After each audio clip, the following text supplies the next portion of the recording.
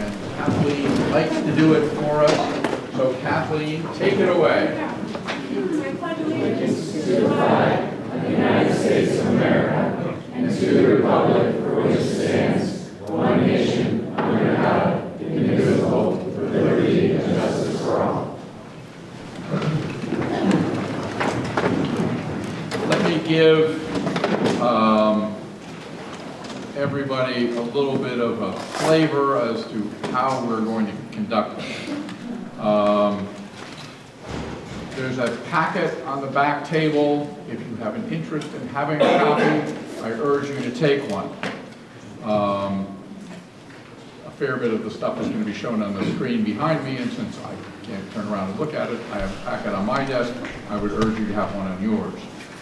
I would like to thank my fellow members of the Board of Finance, Brian Lovelace, Carl Cisnerian, Kathy Selcher, Terry Kaplan's not here this evening, Kathleen Johnson, and Mike Rabusi.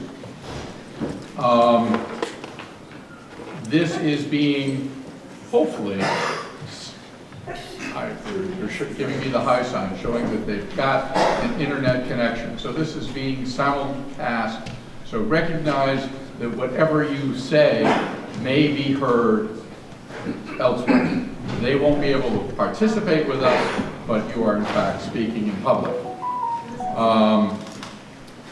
In terms of the presentation tonight, I'm going to do much of the talking. Tom is going to be doing the presentation on the 2023 revaluation. When we get to the comments from the public, I want everybody to know that we're going to try and give everybody a chance to speak. The general rules of engagement, we might say, are: one, you have to state your name. Two, you have to state your address, because that makes the secretary happy, and the recording secretary happy as well. You have 3 minutes, and we will run the clock, and then we stop you at 3 minutes. I assume I don't need to say so, but I will say so anyway. We all have to be nice to each other. So while certainly we will take the tough questions, and contrary to other meetings on the topic, I will do my best to engage. If I know the answer, fine. If I don't, I'll refer to Tom or Brandon or Bridget, who's presumably here, but I don't see her. She'll be here momentarily. She'll be here momentarily. All right, so no asking questions of her just yet.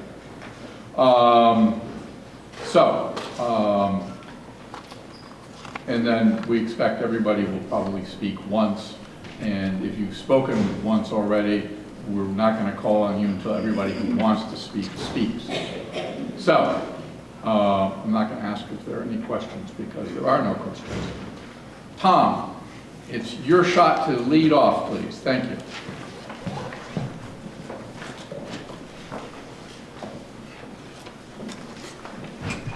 All right, thank you, Houston. Sorry, is Grace, are you able to run my slides? Thanks. Mike's not on. The mic is not. Oh.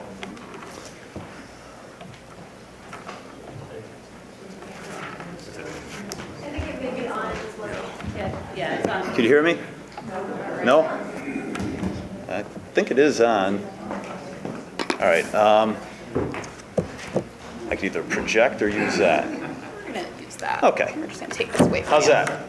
Better? Much better. All right.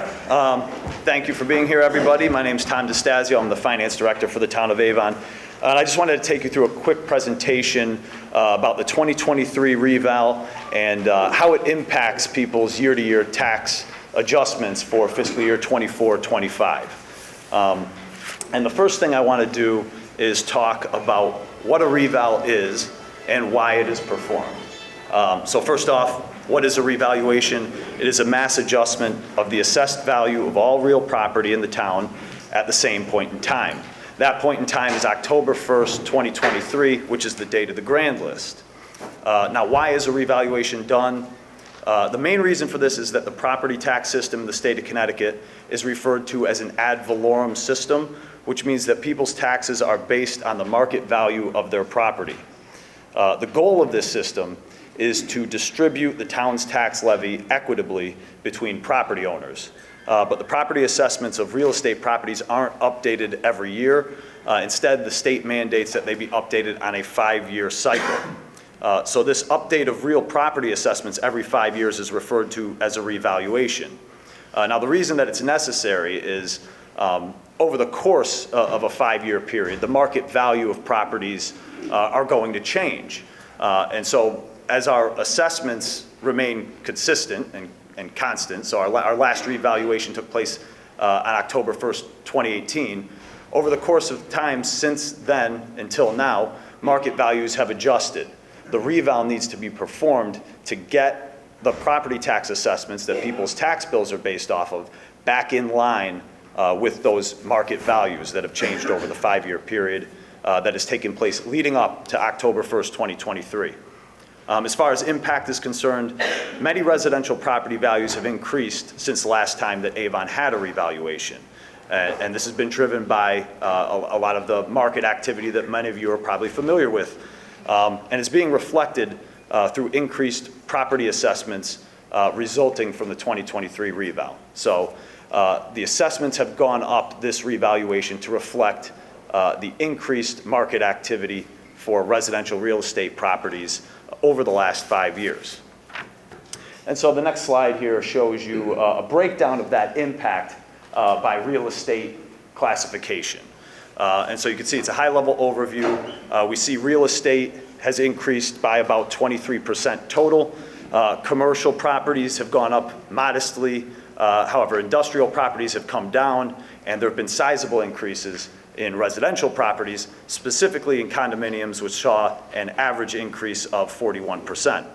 So essentially what this means is that more of the town's tax burden is being spread toward residential property owners, particularly condo owners, as a result of increased market values of these properties over the last 5 years. And one other item of note in the 2023 grand list is that motor vehicles, which are also part of the grand list, have come down. So motor vehicles are not valued as part of the revaluation. That is specific to real estate properties. However, motor vehicles do update every year for changes in value. And in 2023, we saw an 8% decrease in those values. That 8% decrease, combined with the fact that the mill rate is going to come down, will result in a decrease in the motor vehicle tax bill for most property owners in town. So the next slide is designed to kick off a case study that we performed to try to illustrate how changes in property assessments will impact people's year-to-year tax bills for fiscal year 25. So we selected 5 specific condominium properties, and we're going to show you what the assessment increases for these particular properties were as a result of the 23 reval, and how that impacts the tax increases for these properties.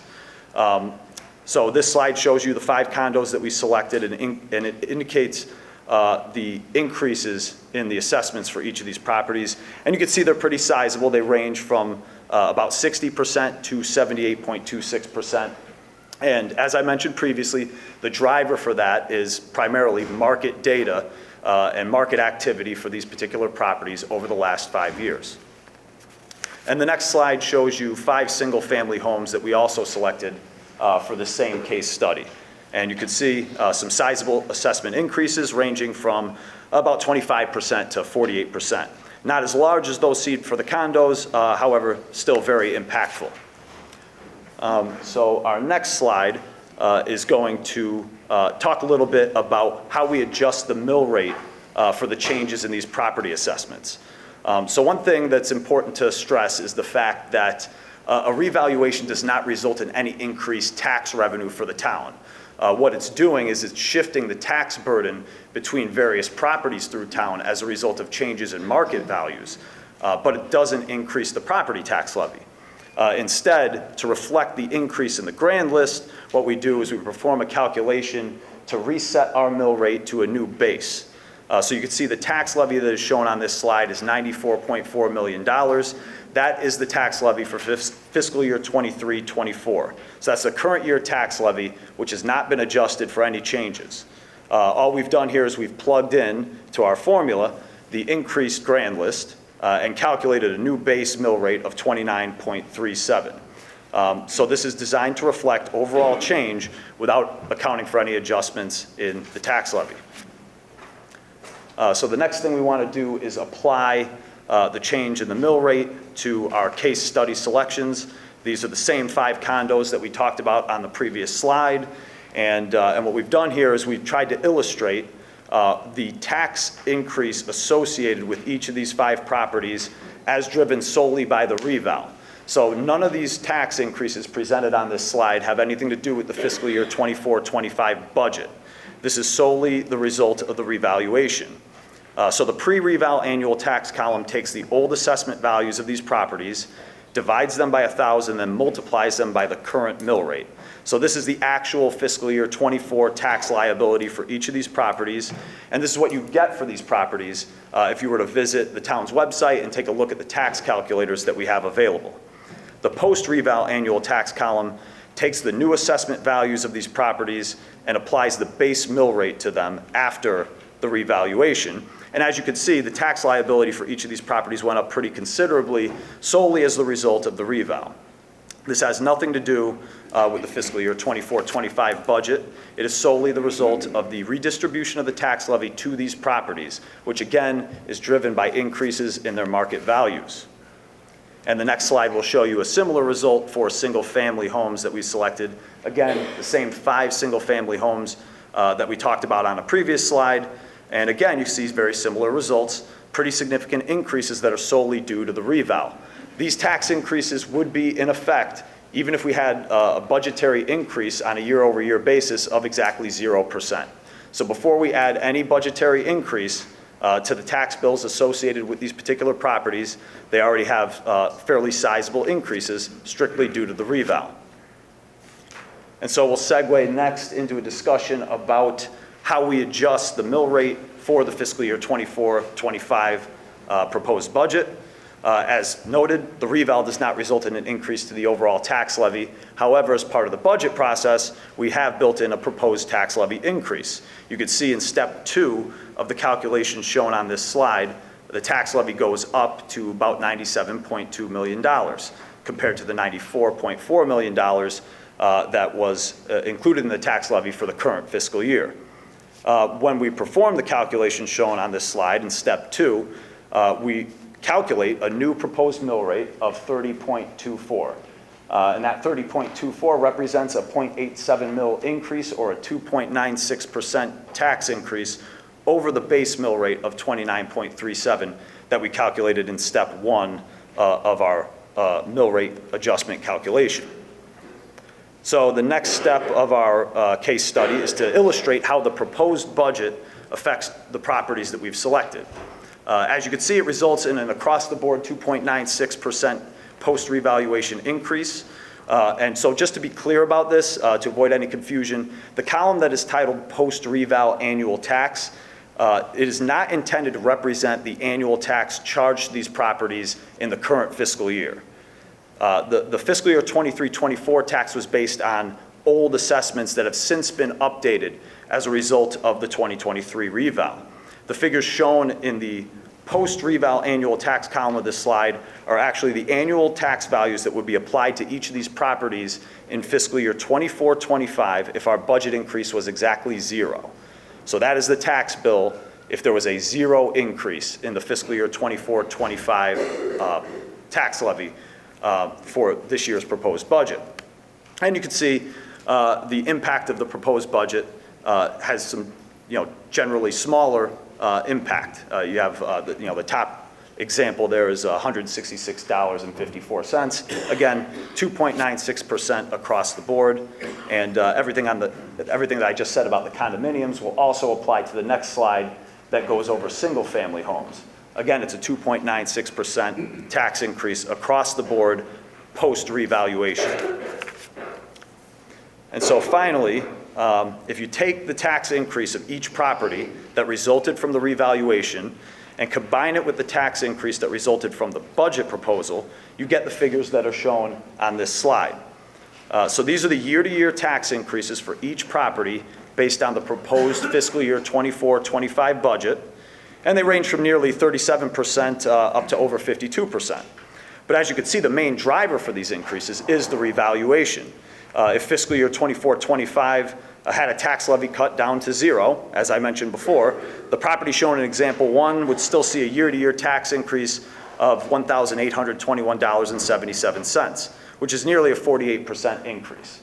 And so you can see the overall breakdown of this impact for these 5 particular properties down at the bottom really highlights the much more significant impact that the revaluation is having on the year-to-year tax increase of these properties over the impact associated with the proposed budget. And the next slide will show you very similar results for single-family homes. The impact is shifted a little bit more towards the budget than the reval, primarily because these particular properties did not have assessment increases that were quite as high as the condo properties that we previously discussed. So to wrap it up, we just wanted to present the fiscal year 24-25 tax increase as proposed by the town of Avon and compare it to some of our surrounding communities.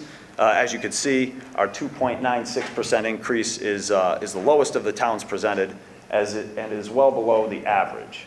So, ultimately, we did want to just show the outsized impact of the reval as a driving force for some year-to-year tax increases on properties that saw, pretty significant assessment increases through the October 1, 2023 revaluation.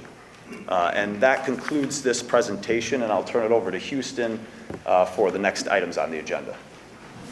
Thank you. I assume because of the microphone that's nearby that I should carry well enough, hopefully, to hear me. Oh, I have to use them. Oh. Apparently.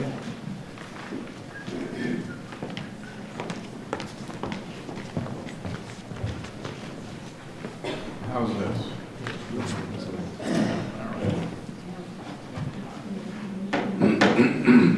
Is this better?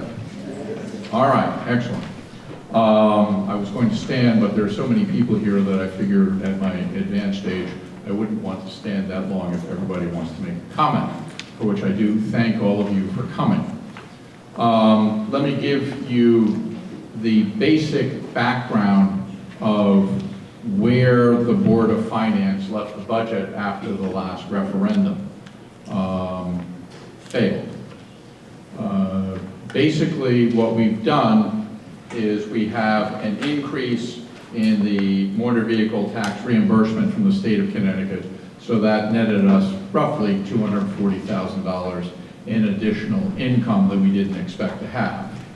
The educational cost sharing basically netted us slightly less than $83,000, so we're roughly $323,000 in additional revenue that we didn't expect when the budget was prepared.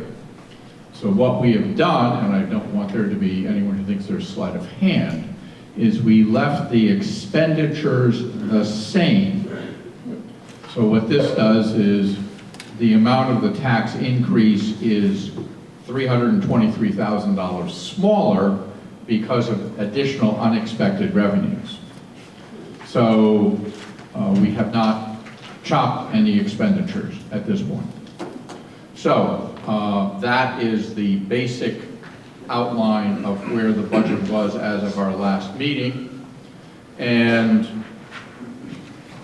this will slightly reduce our mill rate from 30.34 to 30.24, as Tom had mentioned. I'm going to skip the recommended budget summary, and we can certainly answer those questions if anyone has those questions. But what I'd like to do at this point is turn it over to the audience, bearing in mind that you have a 3-minute max, and the intention of this meeting in theory is to comment about the budget, but also to the extent that you have questions, which is a slightly different format, we will endeavor to answer those questions if we can. So, may I ask whoever would like to approach the podium. Come on up.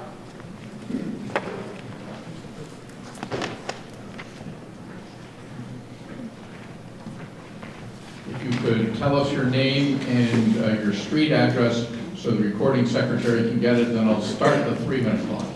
My name is John Farrar, 370 Huckleberry Hill Road. Been there for 12 years with my wife Eileen.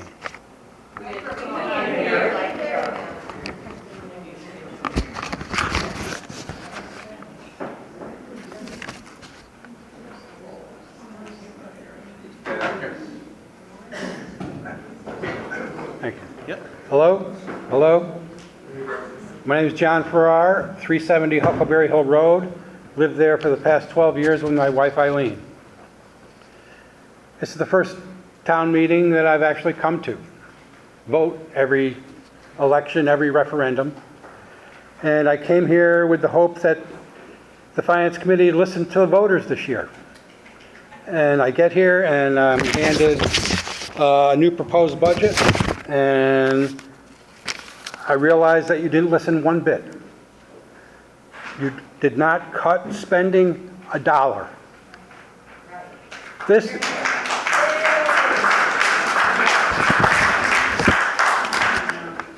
I'm not here to make friends. I don't know you personally. To coin a phrase that's been said over and over again, we're mad as hell and we won't take it anymore. It's as simple as that. I don't have any questions. I have statements. And I would like everybody, including people listening on the internet, to hear them. I'm here to show my support for the vote that rejected this year's budget proposal and to hold you accountable for the uncontrolled spending over the past decade. This recent vote is not just a rejection of the '24 budget, but a tipping point after years of spending determined by the wants of a few, many of which are sitting right there, instead of the needs of the many who are sitting out there. In recent years, you have managed to approve a communication system nobody wants in their neighborhood and have filed suit over and over again to protect their neighborhood, my neighborhood. You've approved new high school athletic fields, fine, but then went ahead with the installation of lights with tax dollars that never were approved. You've created the destruction of a stretch of the most scenic road that Avon has been known for generations, and continue to pay for it and asking for more money. Most recently, you approved fire equipment in the millions of dollars, and within 6 months, you've come to us and proposed that you want to spend an undisclosed amount of money for the construction, revitalization, renovations for 3 firehouses. Well, this is absurd and ridiculous. I'm calling for a halt of all capital spending projects until a 0% tax increase is voted upon and approved, not just this year, but each year in the immediate future. Until the time when the Avon town officials can be trusted to fund the needs of its town residents, not the wants of the select few. Thank you.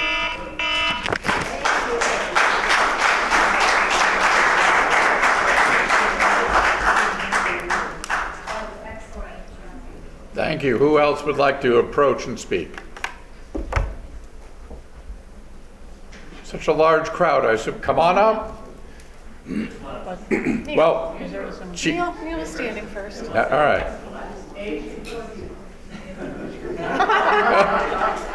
Neil, you may have to sit down and let her go first.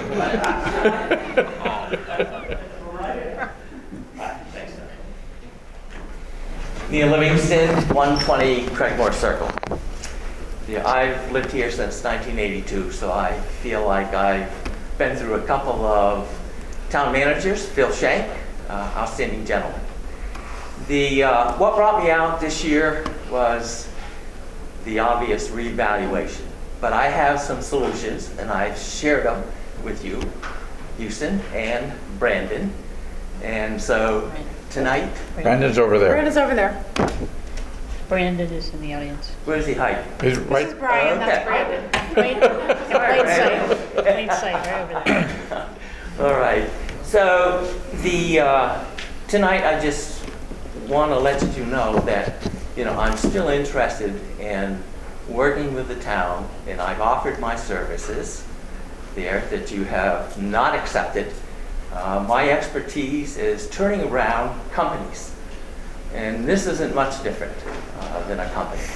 There's a budget, there are revenues, and how you distribute and allocate those revenues is important. Anyway, so tonight, all I want to say is that I recommended a $6 million reduction, $5,990,000, basically $6 million. And I want you to go to the unassigned revenue, take $3 million from there. We've done it before when we had the pandemic, $1.8 million. Yes, is that correct, Brandon? Is that correct, Brandon? That's correct. Yeah, okay. So there's no reason we can't go back to that and dip in the kitty to do it. And the other recommendation to get to that $5,999,000 is to eliminate what Brandon has told me, all the capital budget, all the capital projects that we could eliminate associated with the tax levy is $3.6 million. So that reaches essentially the $6 million that I talked about. Thank you.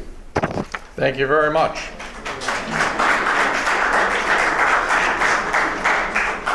I think there was a young lady back there who wanted to come up. There, you're coming there, yes. I don't see a young lady. Well, I happen to, so. All right, thank you. I'm Chris Bracer. I'm at 28 Lawrence Avenue. I've been... Can't hear you. Can you hear me now? Okay. Maybe. Oh, yeah. So I've been here for more than 30 years.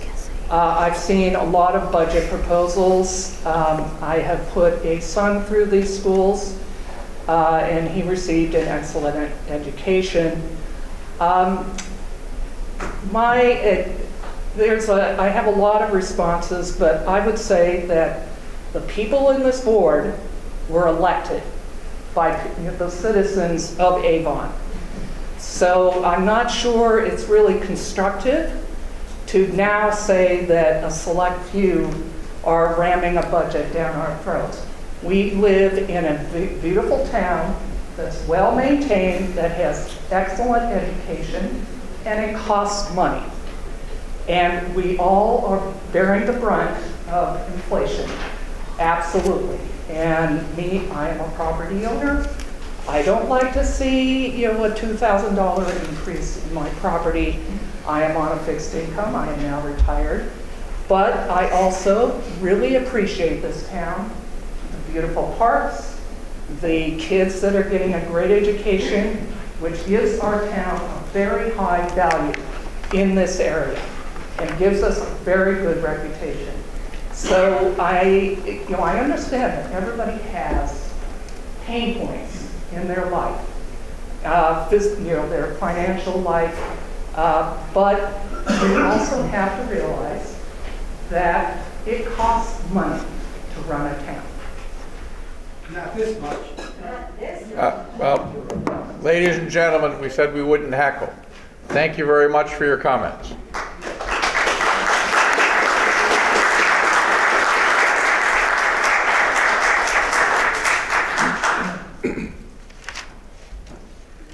If you could state your name and your address. My name's Donna Giannini, and I live at 5 Butternut Circle, which is part of Pond Place. My husband Gary and I are retired, and we've lived here for 11 years. Can you hear me? No. I'm going to start over. Can you hear me? Is this on? No. If you hold it up straight to your mouth. Okay. Sorry. My name is Donna Giannini. I live at 5 Butternut Circle, which is part of Pond Place. My husband Gary and I are retired, and we've lived here for 11 years.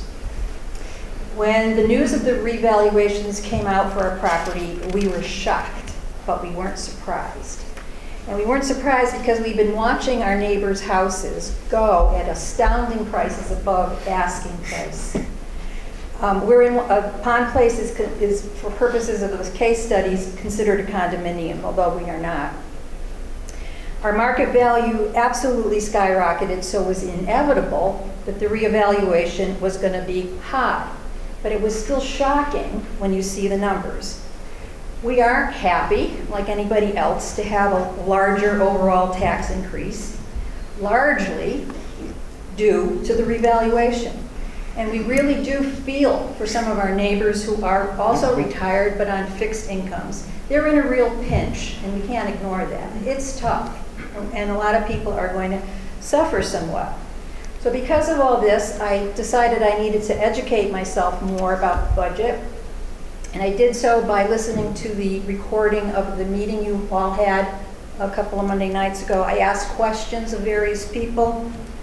I looked at the numbers, and I came to the conclusion that cutting the town budget will barely impact our overall tax bill unless the cuts are dramatic to the town budget. And those dramatic cuts will negatively impact our schools, our library, and our town services, and many other things.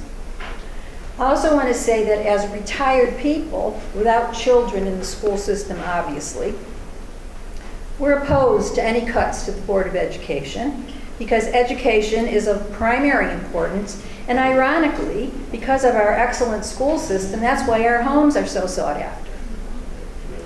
I was also satisfied with the explanation given at that meeting given by the town manager and our financial officer, about other possible revenue sources to temporarily offset the large increase due to revaluation, that those would not be prudent moves. And I trusted that information. So I'm here to say that I think our current budget is reasonable, well thought out, not padded, and represents a majority of people who want this town to continue to be an excellent town, the services in the school system that we have. And that it would make no sense to vote no on a budget because we're unhappy with the revaluation. So I'm here to say I fully support the budget, and I would urge people to vote yes. Thank you.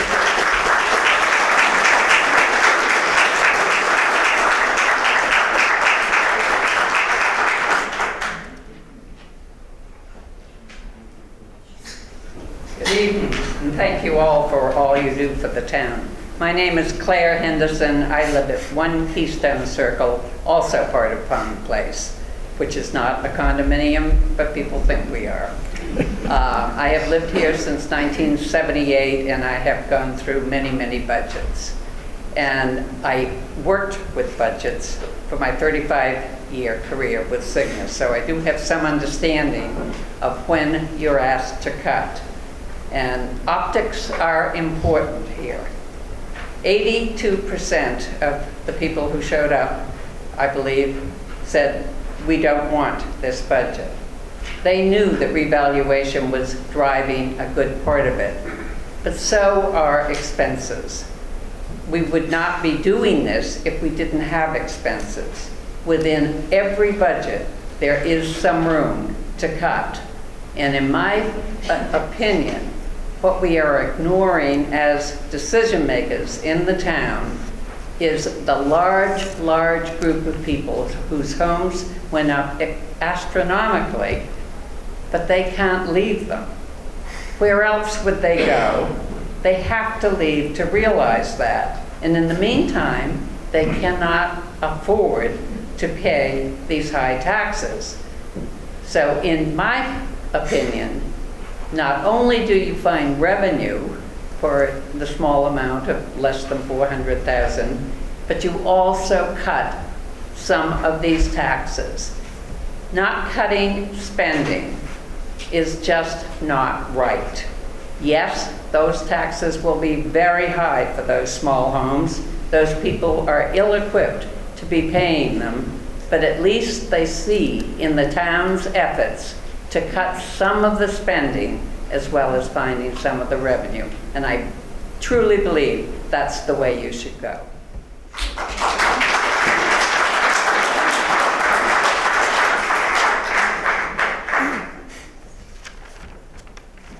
Thank you very much. If you could give us your name and your address, sir. Will do. Hi, Ernest McNeil, 41 Tyler Court. I'm a 20-year resident of the town, but I'm here tonight not as a particular length of resident.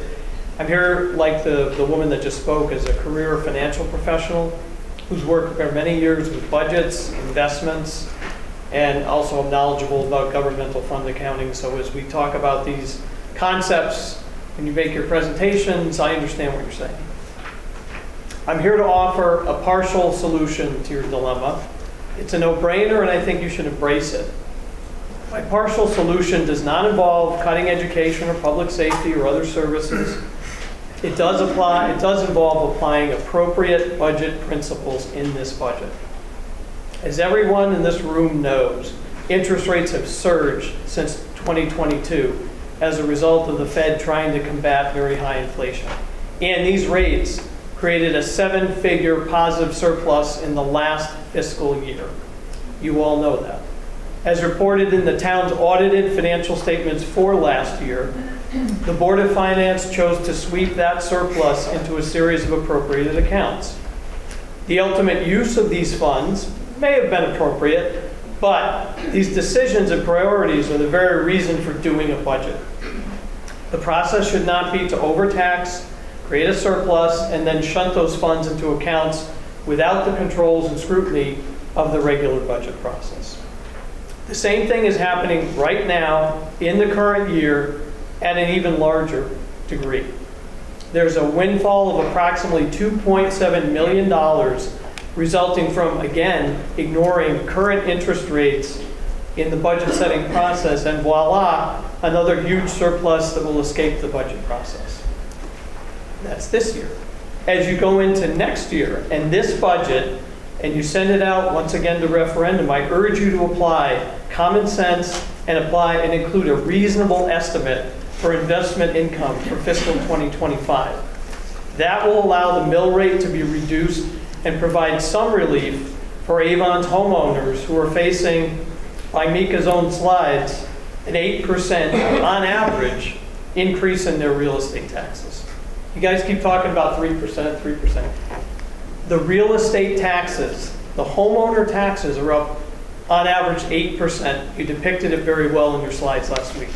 The reason the 3% is mortgage goes down, all these other things, but the people who own property in this town, which by the way are the same people who've been subject to the revaluation, are seeing an overall average 8% increase.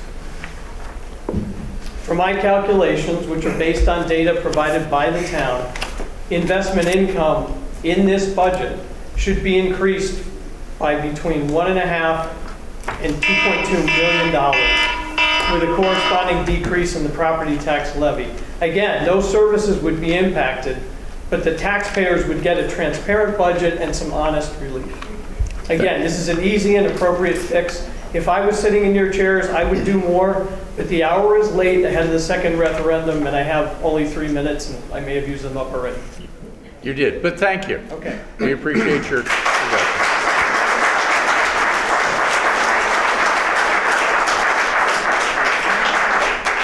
Who else would like to come speak? I think this. Oh, well, I think there's a gentleman here in the front. You waved your hand. I did. Well, all right, we'll let you go first then. The gentleman yields the floor. Testing. Can you folks hear me? All right. I'm a pretty loud person, so I think I can... If you could give us your name and address to start. Yep. So my name is Sarah Sanchez. I'm the property owner at 20 Mountain Ledge Road.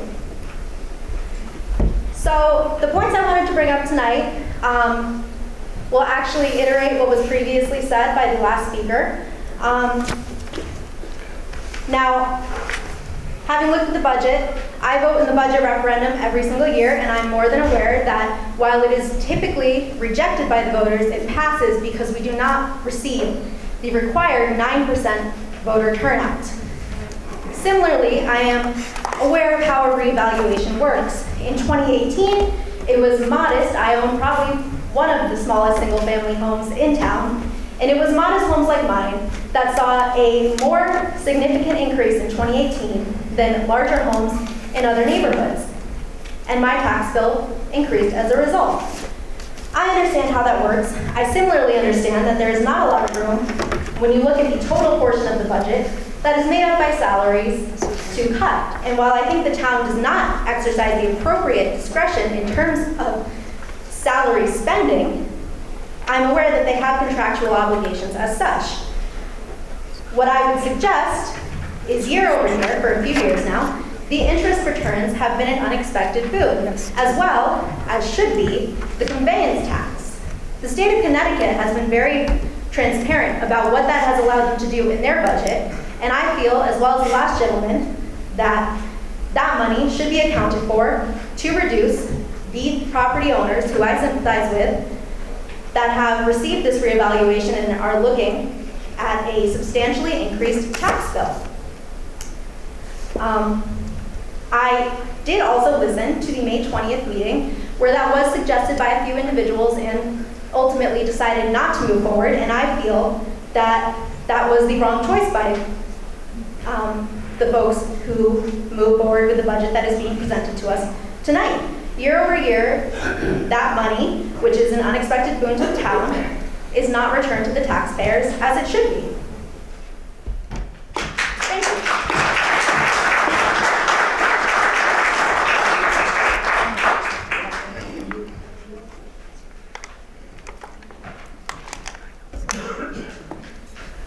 Bill Samuel, 14 Cotswold Way. Thank you for being here tonight, folks. And I have a simple request as a veteran of foreign wars. By the way, is it okay if I stand over here? I think with the camera, I hate to have my back to the crowd. Sure, it's fine. Thank you. As a veteran, we are receiving an exemption on our assessed value of our property of $1,500. And that started around the late 80s, perhaps 1990. You have the better records than I do. And we thank you for that.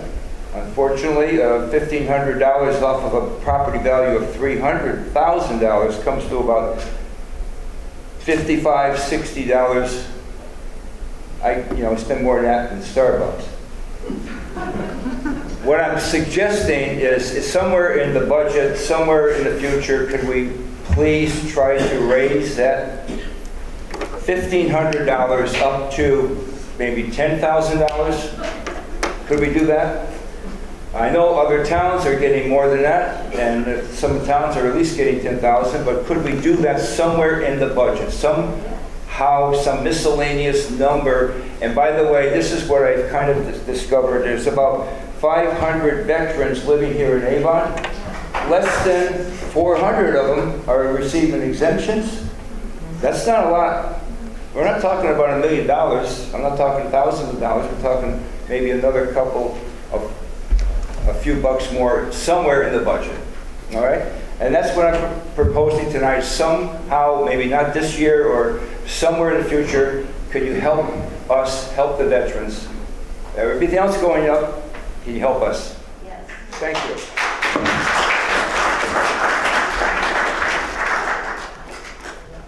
Thank you. Just to let you know, that's controlled by the General Assembly, so they tell us what our parameters are. So I would urge you to contact the General Assembly. They're just out of session, but certainly. May I? Sure, come on up. You had a minute left to go. I'm not asking for the General Assembly or the state of Connecticut. I'm asking for the town of Avon. I understand. They tell us what we can do. They tell us what we can do. Well, It's you a got a program. miscellaneous somewhere? Well, You got a few bucks somewhere? Sure. Stop. I don't care if you pick up my Christmas tree. Can you help us out? thank you. I think the person in the red shirt was up first. Orange? Coral.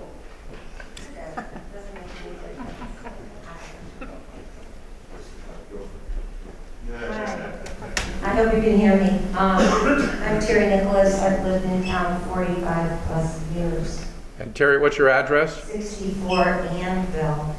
We're considered the poor side of Avon. But anyway, I'm not going to get into that. Anyway, I'm unbelievably struggling. And if it wasn't for that woman right there, hi Christine, right there, and the rest of her team and Alan Rosenberg, our Director of Social Services in Avon, let me tell you, people like me, we would be hurting. We lose Alan and his team and have to replace him someday. I don't know who we're going to replace him with, because when you're in trouble and need help, go see Alan. Because he helped me and my kids who went through this town a good 22 years ago. I was widowed at the sudden age of 35. And our kids were only 2, 4, and 6. Do you want to talk about some hard times in this town? It happens. Not just in other towns, but in this town too. And help our veterans. How come they didn't get more of a plaque, but you all stood up and said the Pledge of Allegiance? We just had Memorial Day. What are these guys and women getting? And you laugh if they want an increase? How pathetic.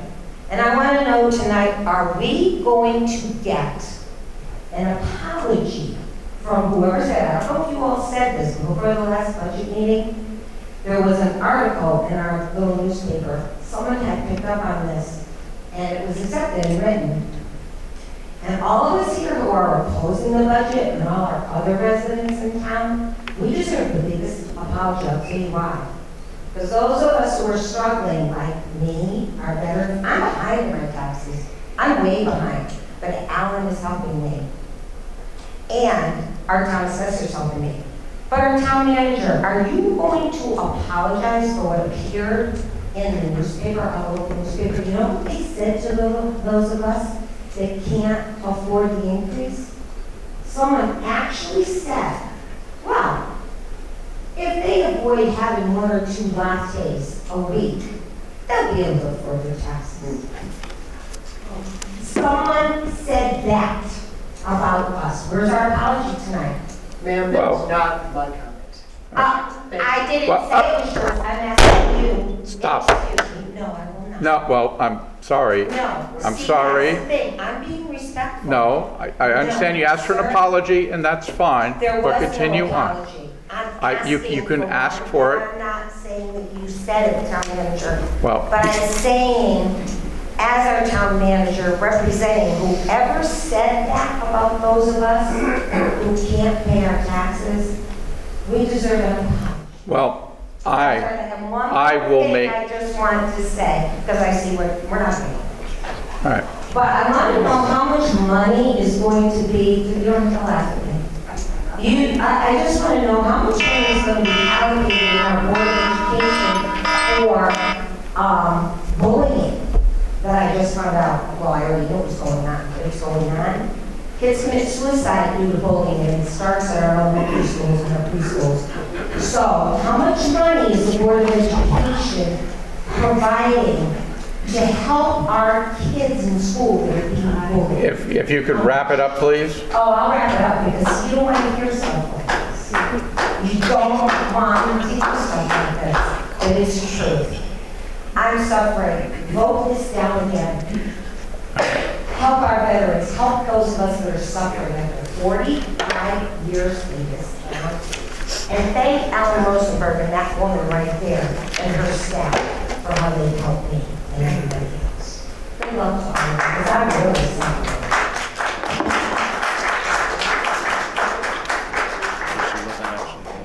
I think the man in the back in the blue shirt, or navy shirt? Black shirt, all right, I apologize. Apparently, I am colorblind.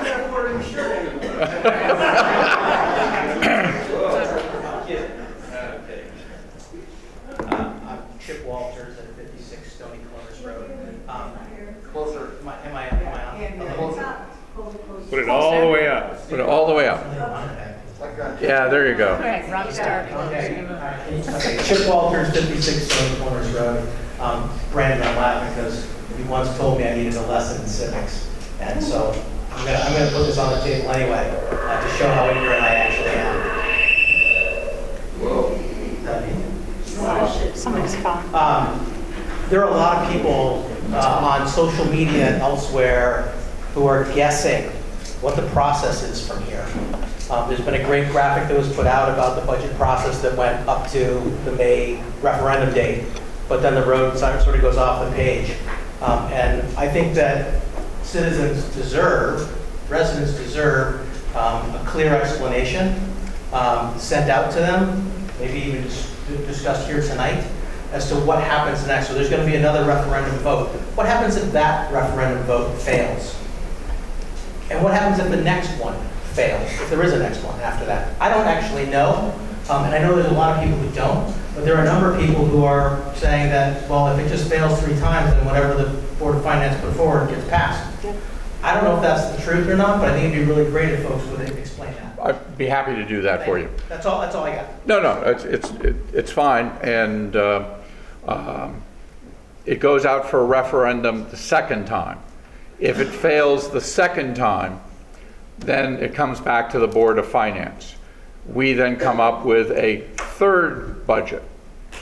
If that budget fails as a third referendum, then it goes to the town council, and the town council sets the budget, and there are no further referendums. So there can be up to 3 referendums. And the first 3, the Board of Finance is involved with, and on the 4th one, we are not. Further questions? Man with the white hair. That's you. All right, you're blonde. I'm sorry. I'm not doing this well at all. I apologize. Hello, I guess can you hear me? Yes. I'm Michael Sachs. I'm at 29 Campbellwood Lane, living in Avon since 1981. I'm struck by a number of things here. I really feel for the people who are getting the burden of this tax increase. We've felt it for a long time, and it is now falling in a new way, in a way which seems strange to me, but it's occurring. Industry is paying less tax, and somehow the condo owners are paying more. It's a strange kind of division. And we have to understand, why is this occurring? And what kind of burden is this placing on people? Why can't people afford it? But unfortunately, that's not the issue today. What's happening is that these folks don't control the switch in the burden. That's controlled elsewhere. We have to live with that. We have to fight it somewhere else. And yet, when we look at the figures of what's actually going on here, the amount of tax is going up, and the figure is not a strange figure. It's 2.96%.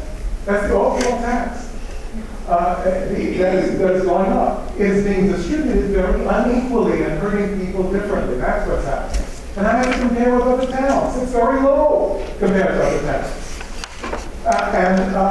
This I think, is very striking. I think very well achieved that the budget has been kept low, the tax increase has been kept low. I'm very pleased with the school system.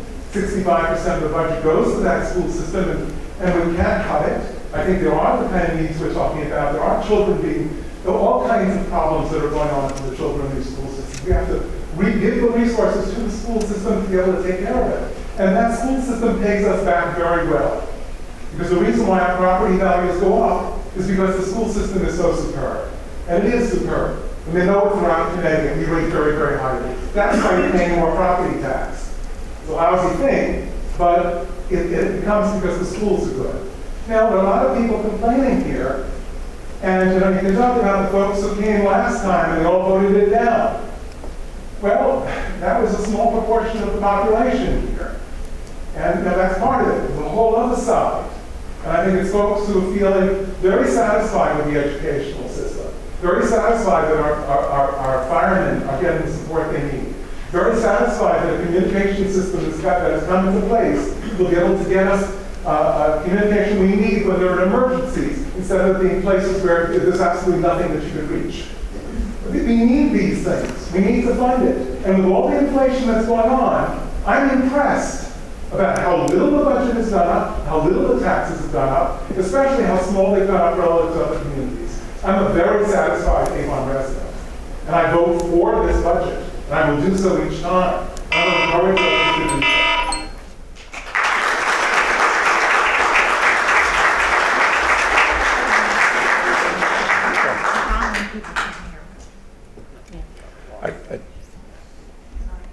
I'll get you next time. Just be sure to hold the microphone close to your mouth because I'm told the online people can't hear us.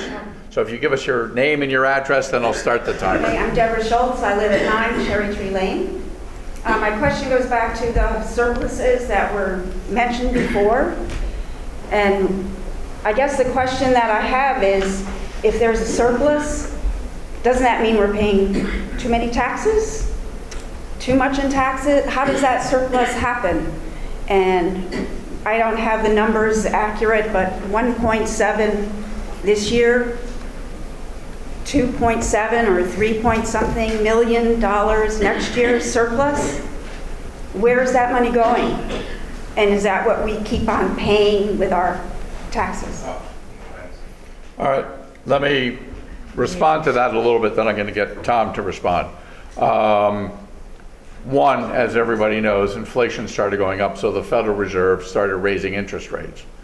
As an entity that has funds that are on deposit, this means we get more revenue from it. So when that first happened, we were very surprised. And the money gets funneled back into various accounts that Tom will explain. No one knows for sure what the rates are going to be over the next year, either at any given point in time or on the average. So what we do is we take our best estimate as to what we think they're going to be. Now we could, as I say, blow onto the dice at the craps table. Daddy needs a new pair of shoes and make up a number. We don't do that. We take the best educated guess that we can. I can virtually guarantee you we will be wrong. I can't tell you we will be high or we will be low, but we're going to do the best we can. Tom, can you walk us through that a little bit more so they get better detail? Yeah, so I could take you through, one thing Houston mentioned was at the end of a fiscal year when there's money left over or there's positive operating results, what happens is we go through a year-end closing process where ultimately our positive variance is going to get closed into our fund balance. The fund balance is the amount that gets carried from year to year. So every year ends with hopefully positive operating results of some sort, and those positive results increase our fund balance. Now, oftentimes when the positive impact of a year is to a certain level, we will identify some future use that we could utilize those funds for, and we will set the funds aside for some sort of designated future use that we call an assignment. That process is completed through communication with the town council and the Board of Finance, and then ultimately it is represented in our annual comprehensive financial report. Sorry, I hadn't started. I hadn't given you 3 minutes yet. So it gets reported in our annual comprehensive financial report. That does not constitute approval for those funds to be spent in the future. We would still need to come to you through the budget process or go to the town council or Board of Finance through a supplemental appropriation process whereby formal approval for an appropriation would need to take place. So ultimately, those positive results are utilized to help offset future tax burden that could be represented in some future budget. It's a cycle that we follow. In order for that cycle to flow in the manner that it should, you have to wait for a year to close in order to go through the year-end closing process, place assignments on fund balance, and then ultimately make a request and approval for appropriations. So I think I covered the year-end closing process. I think Houston did a pretty good job of covering the budgetary aspect of some of these revenue sources. A revenue source like interest income is not really consistent on a year-to-year basis. If you look back 5 years, I think we budgeted $300,000 or $200,000 in interest income, and then we made $90,000. Now, you fast forward, as a result of rising interest rates, we're seeing significantly more revenue. If we build that into our operating budget to a significant degree, at some point, if the volatility of that revenue does not smooth out, and it generally won't, at some point it is going to come down and ultimately level off, we need to make up that difference somewhere, and we would have to make it up most likely through an increase to the property tax levy. So by taking our best estimate at those interest income levels and through the budget process, in a way what we're doing is we're trying to insulate the property tax levy from the volatility that could come from blowing on the dice and playing at the craps table. Let me add a little bit for the Board of Ed because they're slightly different.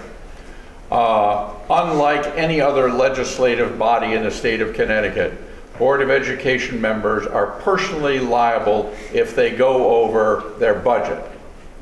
So they all have an unlimited target on their back. We don't intend to do that. The superintendent is very careful that she doesn't overspend and end up in a negative position. So what will happen towards the end of the year, they will figure out what the pennies and dollars and thousands of dollars they have left in particular accounts. They will then spend it on items that are non-reoccurring. So they may say, geez, we can order some paper out of this year's budget, and they'll get the purchase orders out. We'll get this extra stuff done that we need done. They're not going to hire new people out of that money. But they always want to be certain that they are on the side of not overspending, because you will bankrupt the Board of Education members, and that's not what they signed up for as a volunteer job. Bridget, do you want to add anything to that? I can share information about how we do fund things if you want me to get that detailed, but I don't know that that's what you want to do right now. I have stuff ready, it's up to you. Do I hear a hue and cry that you want more detail? No. No. All right. If we want it, we can come back to it. I think this gentleman over here would like to speak next. If you could give us your name and your address, sir, and then I'll start the clock. It's not on until you give it. Bud usage, 59 Highwood Drive. I heard your response concerning a failed referenda for the third time, and it seems from what I heard that you're going to remain armed, the Board of Finance will be arm's length from the budgetary process for the upcoming year at that point in time? We have nothing to do with it. Okay. Who does, and what are the limits on who does what for the fiscal matters of this town? Who would authorize expenditures, and what would be the limits on authorizing those expenditures in the town? The budget is adopted by the town council, and I'm not aware of any limits. Okay, so they could exceed the proposed budget. It is hypothetically possible. What is this? Okay, great, thank you. You're welcome. I'll grab you next, but I think there's one back here. Well, all right, he's voting with his feet. Come on up. Yeah, I'm voting with my feet. All right, and your name is? John Pervin, 112 Kingswood Drive. And in most of the companies I've worked at over the years, there's always somebody focused on cost reduction. It's a given inflation's going to be 3.2% if you look at the average. In the last 2 years, it's been like 6.7%. But on average, it's going to be 3.2%. If there isn't somebody looking at reducing costs, and in private industry, we can't just go out there and raise the price of our property, So we have to look at stuff to offset inflation. So I'm just wondering, is there a belly button in the town focused on cost reduction? Not cut it. Cutting sounds like, well, just take it here. But smart cost reduction, where you're doing more with less. The short answer is yes. It depends on which side you're talking about. Tom? Is there an organization, excuse me, where they meet on this, where it's, I got measured that I had to take 10% out every year. Smart, not just get rid of people, get rid of waste. Right. Tom basically handles it on the town side. I'm sorry, I've forgotten who the name of the budget person is on the Board of Ed. So that would help if we would know what the town is doing to eliminate waste. Maybe this budget wouldn't be so painful. But right now, I only see one side of it. that is going up. Right. Thank you.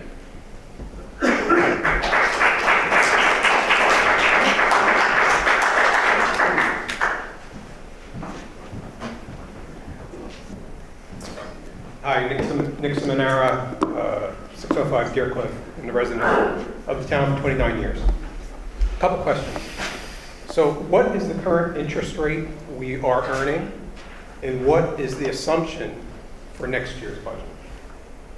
I think Tom can give us the answer for that. Yeah, the current interest rate that we've been earning is about 5.35%. We have budgeted a pretty significant increase of about $800,000 to the property tax levy associated with some anticipated reductions in that rate. What's the interest rate you're assuming? We have it changing over the course of the year. Can you give me a range of the interest rate that you're assuming? Well, yeah, so coming down a couple percentage points from 5.35%. So do you have economists that say we're going to have interest rate reductions in fiscal year, next fiscal year, that are going to be 4, 5, 6 rate reductions? So we consulted with our investment advisor, who did give us a best estimate of interest rate reductions over the course of the next fiscal year. Obviously, these are based on estimates. You can see how it's an ever-changing situation. The anticipation for what the Fed is going to do or isn't going to do is constantly a topic for discussion. It's constantly changing. Let me just jump in. There's a mutual fund that's run by the state of Connecticut for towns, which has an extraordinarily low expense ratio that tries to make sure that there's preservation of capital on that. So it's not a publicly available mutual fund. You know, I appreciate that, and I think it's commendable that you're investing conservatively and you're getting a 5+%. It just seems it would be nice to have the transparency of what number you've plugged in for next year, as opposed to being vague about it. And also, if you could reference economists that back up what that assumption is. I mean, it's a really simple question. You must know what the number you're plugging in for next year. In terms of dollars or percentage? Percentage or interest. And I would just ask, ballpark, why wouldn't you take Mr. McNeil's suggestion? Because I think it's a very valid suggestion that we, not be super aggressive. That's smart not to be super aggressive, but also not to be so conservative. I mean, you can make your gambling analogy the opposite way as well. Mm-hmm. That if you're being overly conservative, you're gambling just in a different way. Thank you.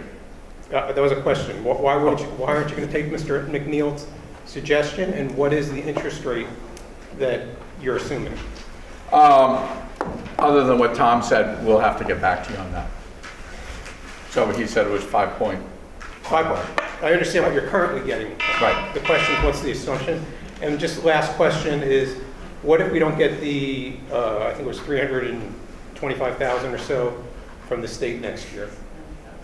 Well, we'll worry about next year's budget next year. But can't you make that same argument about the interest rate assumption? Right.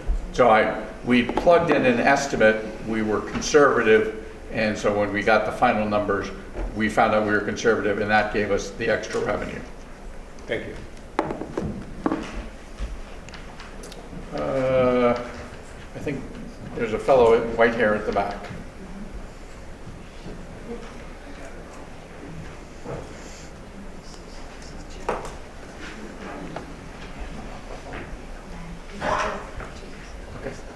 Good evening. James Fitzgerald, 25 Kennington Road. Thank you again for everybody serving, and I really appreciate everybody showing up tonight. I think this is a great turnout. I just want to put this in a couple of perspectives. You had talked about the overspending for the Board of Ed. If they overspent their money, they're legally liable for that. Well, I think the Board of Finance and the town is also legally responsible for that as well. When you're doing these supplementals immediately after the budget is issued or the budget is approved or not approved, and then again it still is because the 9% wasn't met, but then suddenly you've got 15 new positions that are hired in the school that wasn't budgeted, but yet immediately after the budget they come to the town Manager, the town council, the board of finance for a supplemental of $346,000. Hiring 7 teaching assistants, 7 paraprofessionals, somebody else for special ed, and this year it was projected that there's only 3 new positions. It was 19. 15 from last year that they didn't have the money for, that they came to you for this year. So where'd that money come from? It was over budgeted by nearly $500,000 to find that money everywhere. And the people in town are paying for that. The other thing is on the interest income. Yeah, that is a very sore spot for everybody in here. And to see where that money did not show up at the annual report for the end of June, but didn't show up until the town manager came to the Board of Finance with the Director of Finance to say, hey, we need to approve these transfers in the name of assignments. Well, those assignments were approved by the town people, by the taxpayers. And most of you up there, I'd say a percentage of you said, hey, we want this to go through the budget process. We need to have transparency. Well, the sentiment from the town manager was, there's no reason for us to know about that. Well, yeah, if somebody's picking my pocket and taking my money out of my investments, I want to know about it. So the bottom line is that $116 million, you could reduce that by $5 million. Bottom line. Because the money is there from the investment income. You've got that slush fund, and I call it a slush fund for capital reserve. There's no reason for it. If you're budgeting appropriately for capital, then you've got it. If you need it, then you come back to the town council, then the Board of Finance, and if it's over that certain percentage of that department, or if you need it, then you go to the town for approval. Yeah, you have the fields, you have the lights, you've got this Board of Ed, and it was for materials and curriculum. Well, that wasn't for positions. I think it's atrocious and it's arrogant what this town is doing to the people that are paying these bills, the taxpayers. And there could be a 0% increase. Yeah, the reval is a big hit, and I happen to be one of them. And I'm not complaining. I know what's happening. But there was no data out there relative to how many units for condominiums really affected that number versus how many units for single-family homes were down because the inventory wasn't there. And that's over a 5-year period. So that data is not there. Board of Ed, the student population has dropped and is stagnant. So why are the people in town paying for this? Well, when that happens, the class sizes get reduced and the taxpayers are backfilling for this for no reason. But I don't support this next budget, and I think somebody needs to check into this. If it's in the hands of the town council, if it fails 3 times, it goes 4th time, is I think there is a cap and a limit. I think we need to have some legal review on that, and maybe outside of Avon. Thank you.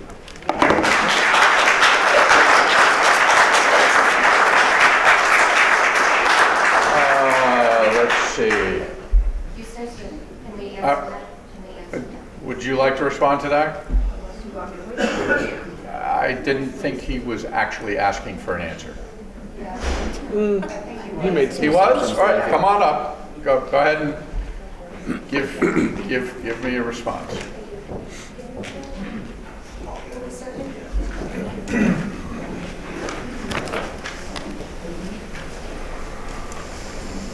As I think, can you hear me? I think many of you know from the last public hearing, there were questions and concerns brought up. We heard some of them again here tonight, and we were not able to respond to those at that meeting. So we had put something together, not sure whether or not we'd be actually presenting at this meeting or just responding to questions. So just a couple of things to put up that might be helpful. Certainly answer more questions if there are. I understand that it wasn't phrased as a question, but I think it was a question. I think it was a question at the last meeting also. So Tom, if you could just go to slide 12 and try to keep this brief. I put a couple of new pieces in to be able to explain this again tonight. Thank you. Yes. So we're talking about, he's mentioned something about the fiscal responsibility that the board as individual members carries and being personally liable and so on.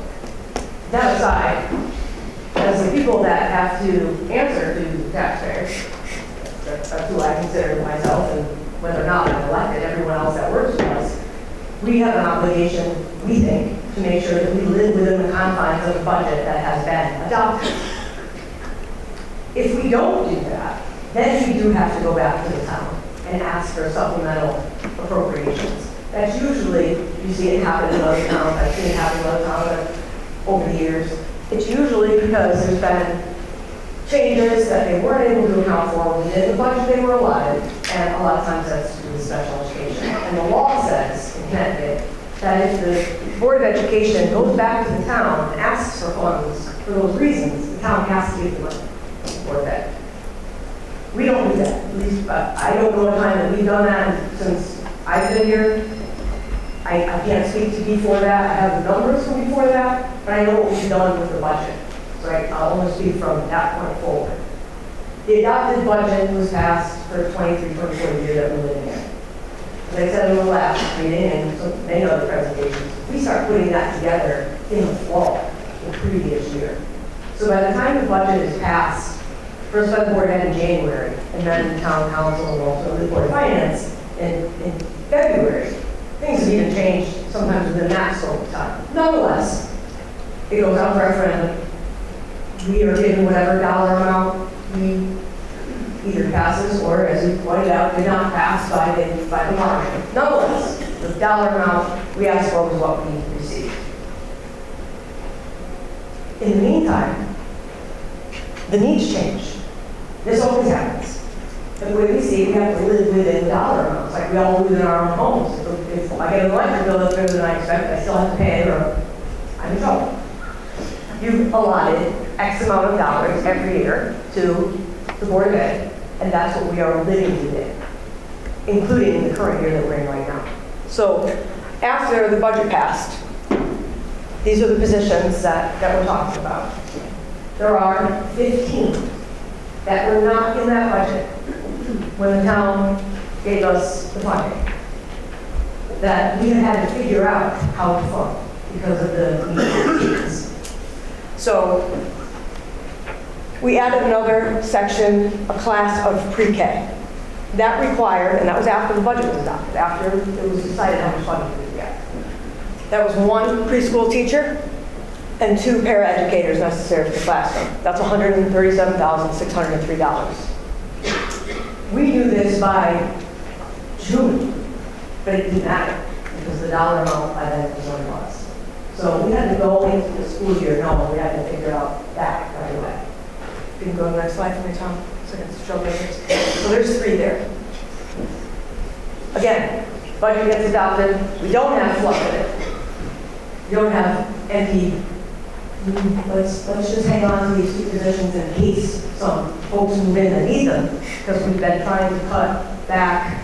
I've been saying that you were asking about, I was looking for where we can trim as we move forward. So we budgeted for what we knew we needed, and then had to add in 5 paraeducators. And who doesn't know a paraeducator is someone that's, in some other terms, a classroom aide, a student aide, depends. Some of them serve 1 student, what we call 1-to-1, student with intense needs, and some serve a classroom. So 5 1-to-1 paraeducators. Aides had to be added in for individual students who needed them after the budget was passed. Some of those are just newly developed needs, some of those are new people to town. But we know they're going to be here. That's 142,303. Now, here we are in September. You can go to the next slide for me. Likewise, these are 7, so here's the last of the 15. Teaching assistants. We have class sizes in kindergarten, we have class sizes governed by contract, and by student needs for the whole school district. Previous year, we had 12 sections of kindergarten, 12 classes, with 21 or 22 students. The year that we're living in right now, I'm sorry, vice versa. Last year we had 12 sections with 16 to 18 4 and 5-year-olds in kindergarten classes. The year that we're living in now, we ended up, we have reduced it because again, we were trying to reuse the position somewhere else instead of adding one in. We had to move the position out of kindergarten. Ended up needing another position. Well, we didn't want to have a position. 1, 2, we didn't have the space, our space. I grew up when we added a 2nd grade position, we had to double up the classroom. So there's 2 2nd grade classrooms in 1, 2 teachers in 1 large space. Classrooms. So we added in teaching assistants for the classrooms of kindergarten that now have 21 or 22 students as of the beginning of the year. There's another, obviously, large number. Can you go to the next one, please? So I know there was a question. Well, we must go and budgeted. We were asked this already. How did they pay for it? Because we had to stop to the point everything and say, what are we going to do? These positions have to be funded, and we're living within the confines of this budget. So this is how we funded them. And I shouldn't say past tense, because we're still funding them because the school year's not over. So we got lucky in a couple of ways this year. Snow removal, for example. That's not up here, but it's another example of some ways that we save some money unanticipated. Never know what the winter's going to look like. We have to budget for the worst case scenario. We looked back through our coffers, so to speak, through the budget lines, and said, how are we going to fund these positions? These students are here, this is what we need, we have to figure it out, whether they were there or not, in the budget that was adopted. So we had some savings from new hires, some people retired, that was $40,000. Everyone would be paid in salaries. Unfilled positions, $173,000. Because even though we added more in, we're still having trouble filling some of it. Or getting them to work a full amount of hours. So if we only have to work part-time, we could get started and left.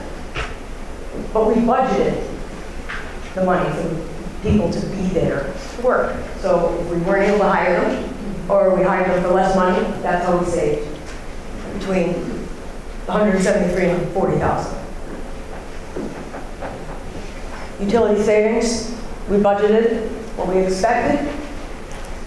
To date, it's been $124,000 less. One, the rates didn't go as high as they projected they would, and two, as you know, we've made a lot of energy saving improvements. I can't tell you one-to-one how many lights being changed to LED bulbs may have actually brought us here, but this is where we are. So one more slide, Tom, and I think the final is there.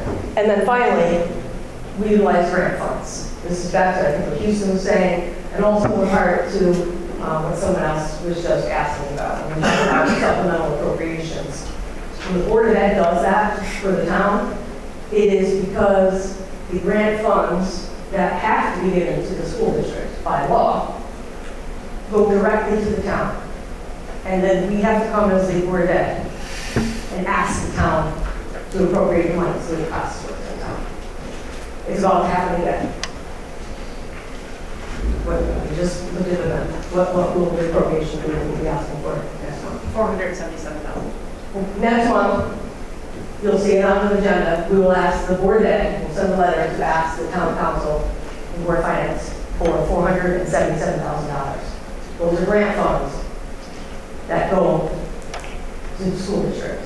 We have to take them. And we account for them to the best that we can in the budget ahead of time. But they fluctuate. Revenues fluctuate. When we get them, they can only be used on certain things. What's up here is an example of that. They have to be used on things that are for all students. What you see here is open choice funds. Those are for Hartford resident students that come to Avon through the state open choice program. That money comes to the town of Avon to be given to the school district. It has to be used for all the students, not just for the Hartford resident students. And we used $150,000 of that, the grant funds that were appropriated to buy supplies and equipment so that the teachers line down and use that money also toward the salaries for the 15 positions, just like two. So if you could go one more, because there's one more position that we didn't. So this one, this in the year we're living in is a grant fund position. It was added in. Like, thank you for talking about how much the needs have changed. I talked about that in numerous meetings, didn't speak about it in the last meeting. The needs of our students have been increasing like they are everywhere else for lots of reasons. Some of them are intensive special ed needs, some of them are social needs, some of them are psychological needs. However the students come to us, that's how we service them. So the social worker that we have using grant funding from the ESSER funds, the federal funding, we put in this year, knowing that if we were going to keep it, the funding would only be for 1 year. And we've been very careful with those federal funds, which is why you don't see the kind of fiscal cliff on our side or in the Board of Ed side. You'll see some of the averages that you're talking about. But we knew when we put it in, we were going to have to make a decision. Keep the social worker position or take it out. If we kept it, it had to come into the local budget. So 24, 25 years, this is an added position because it now has to be funded here, not by the grant funds if they expire. Do we need it? Yes. Questions asked in the last budget meeting by someone, whether or not our social workers can meet the needs of the students that are coming? The answer is yes. They have to be licensed social workers to be able to have these positions, just like on the town side or where you might go elsewhere.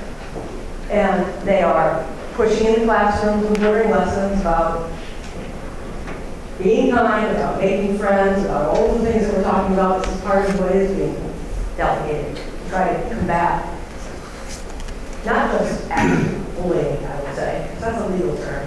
We all use it in a different way, but unkind behavior. And we see more and more of it. Everywhere. And part of that is social media, so I'm not going to get into that tonight. That's what I'm here for. I'm here to talk about the numbers. But we could have, we need to add 2 of these in. I said that one previously. We had 1 because we're trying to keep costs down because the increases were there. And in regards to the enrollment, I'll just speak to it quickly. I have some slides I can show you, but in the interest of finishing this up, yes, the enrollment has decreased. It has decreased over the past 10 years. When you look at between 2013, 2014, as year 1, we go back that far. When we come to 23, 24, we have 293 total less students over those 10 years. If you look at what grades they're in, it's next. Across the entire school. So we are always looking at positions. Do we need to refill this? This person retires, can we not refill that? When we need a first grade teacher instead of a second grade teacher, can we move the first grade teacher to second grade instead of adding a position? We've been doing that over time. But the flip side of that is, I just told you we were down 293 students over 10 years, and we just put 15 quote positions. And I say positions because like the 7 teaching assistants, for example, those are more than 7 people, so part-time people. When we get to them. So, on the other hand, we have 299 more students who have plans for special needs than we did 10 years ago. Overall enrollment is down 293. Students with intensive special needs is up 299. That's part of the difference of what we are navigating when we're talking about the difference between people that work in the school district and what the students present needs. I think that answers it. I think it does. I would just throw in 2 more things. A severe, not really severe, but a moderately severe special ed student that comes in is going to cost you about $250,000. So just 1 showing up at the beginning of the year can cause problems. Imagine if you got 4. The Board of Ed runs their own budget. They do transfers between lines. We don't see that as the Board of Ed. The town gives them a number and says, do it with this number. And in normal expenditures in the town, for that roughly 1/3 of the budget, that has to go through the Board of Finance. And just so you know, and I didn't mean it to offend anyone, but the average cost per student is roughly $21,000. So depending on how much you pay in property taxes, if you've got a family of 3, that's a lot of money.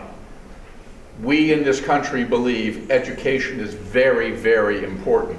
That's why we as a town make sure that we get that benefit distributed amongst all the students in our town. Did I get the number wrong? I just need to correct something myself because I'm working on the numbers. I should have just put the slide up. 163 students less than 10 years ago. 163 less total students than 10 years ago. 299 more students with special needs that have plans. All right. Thank you.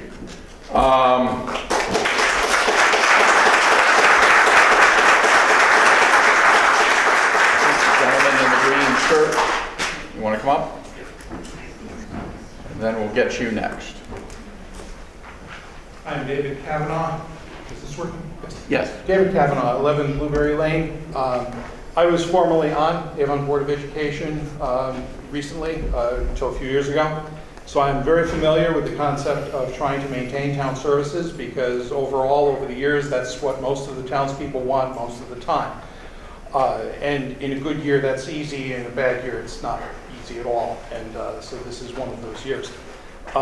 So what we have is the issue I came to talk about today, though, is mostly a procedural one that revolves around the referendum itself. In that by coming back with a second referendum that's basically a carbon copy of the first, and there's no change in spending at all. I'm not necessarily looking for that, but the people who voted 82% against this budget were, of course, hit mostly with the revaluation. And that's not really just because their property values went up, it's because of the shift from commercial to residential property. If everyone's values doubled and the commercial properties doubled too, then it would be neutral and no one would have a problem at all. But that's not the way it is. So there's this huge shift.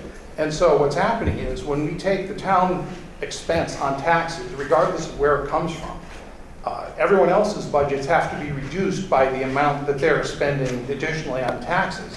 So the question is, what else is the town doing? So my particular impact on tax is not that bad in that, I'm about average for a residential house and nowhere near as bad as the condos are. So I'm not really looking for myself per se. But in all prior years in which budgets have been defeated at referendum, the town has always come back with some form of spending cut based on the mandate that they got from the voters. Well, if 82% is not a mandate, what is? So by coming back with the same thing again, you're essentially negating the first vote. Even if it passes on the second time, you're telling the people who voted the first time, well, that didn't count. So I'm not okay with that at all. And especially when you consider that a third vote is almost ceremonial because you either vote yes on it or the town council sets the budget anyway. Third vote is basically ceremonial. Second vote's a carbon copy of the first, and the first is rejected by 82%. So we have a very significant possibility that you're going to run 3 referendums, lose all 3, in which no one in town will have had a chance to vote in a meaningful way on the budget at all. That's going to be disastrous. People deserve better than that. So that's all I have to say. Thank you.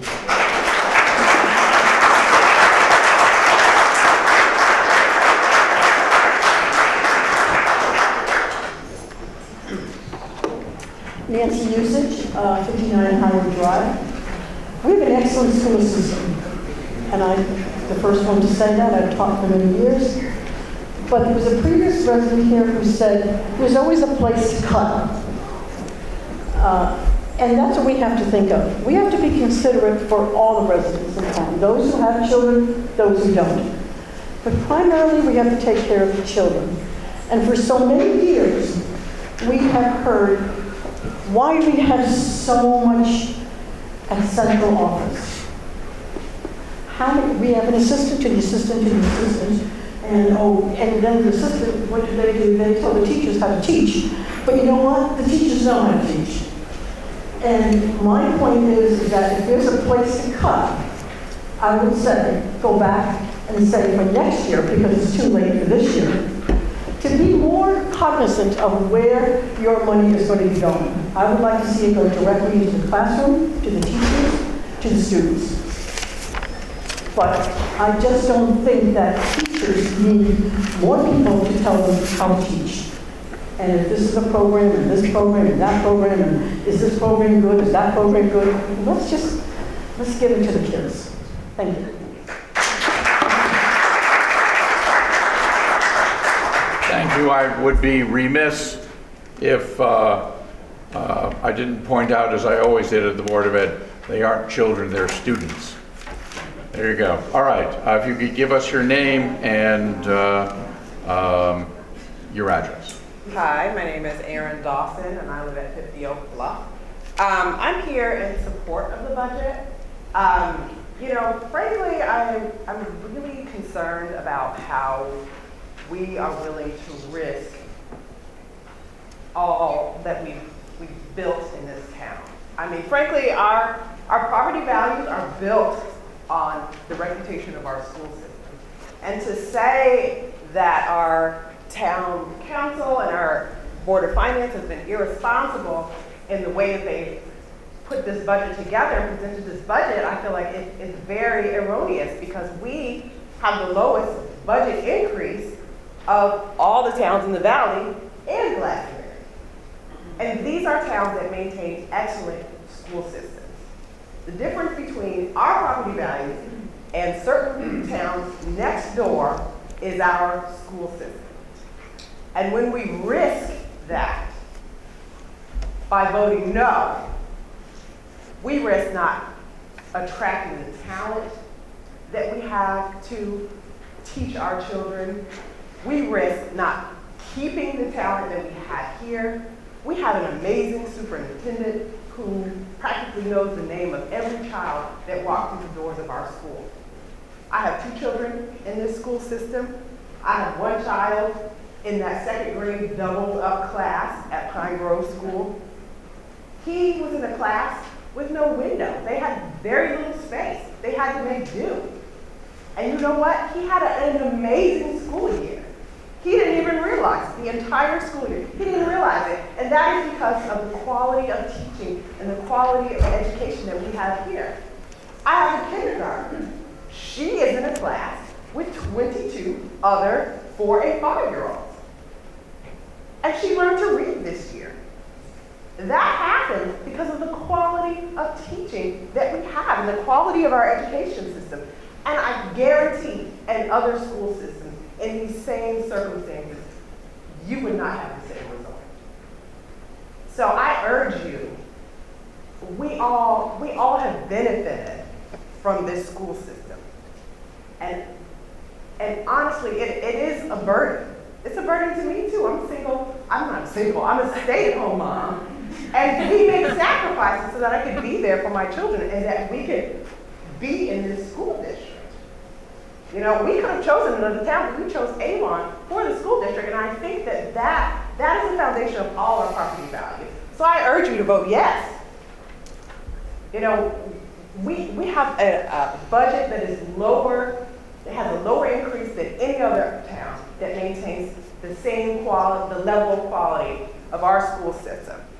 We have very responsible towns that have brought that together. So again, I urge you to vote yes, because I do not think that we should continue to risk it with a no vote. And then a no vote again. We risk it. We risk all of your days. So I just want you to think about that when you go to the polls. Thank you.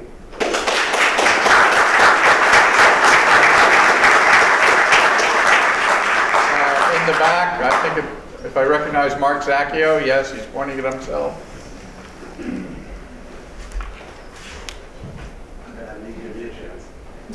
It's all right.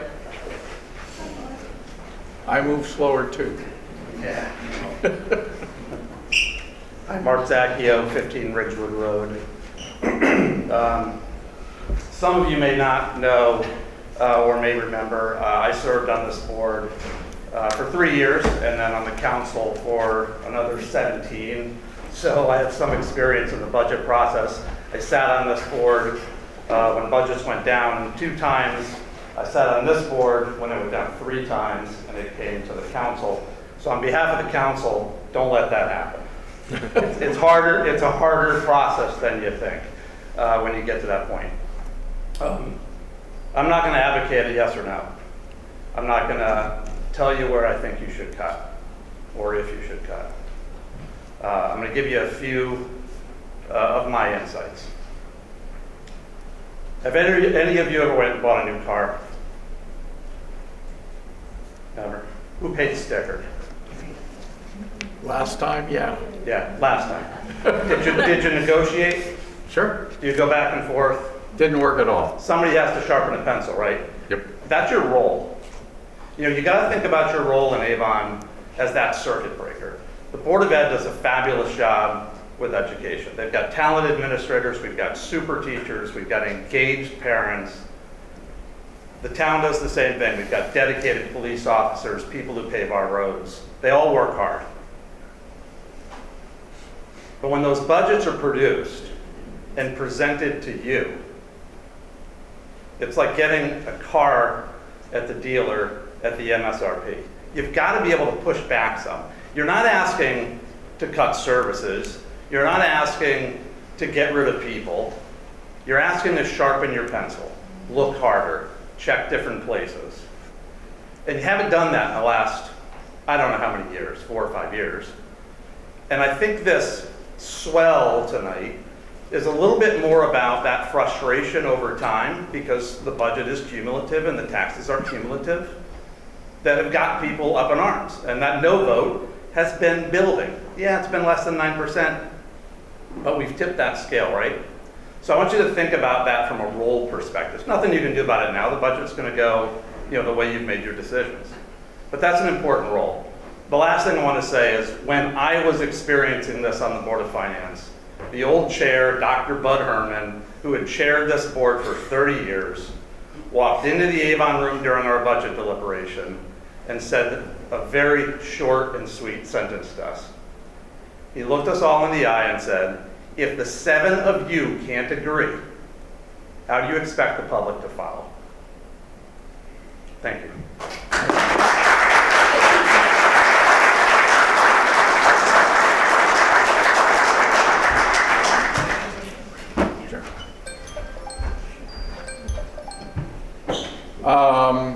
Go ahead.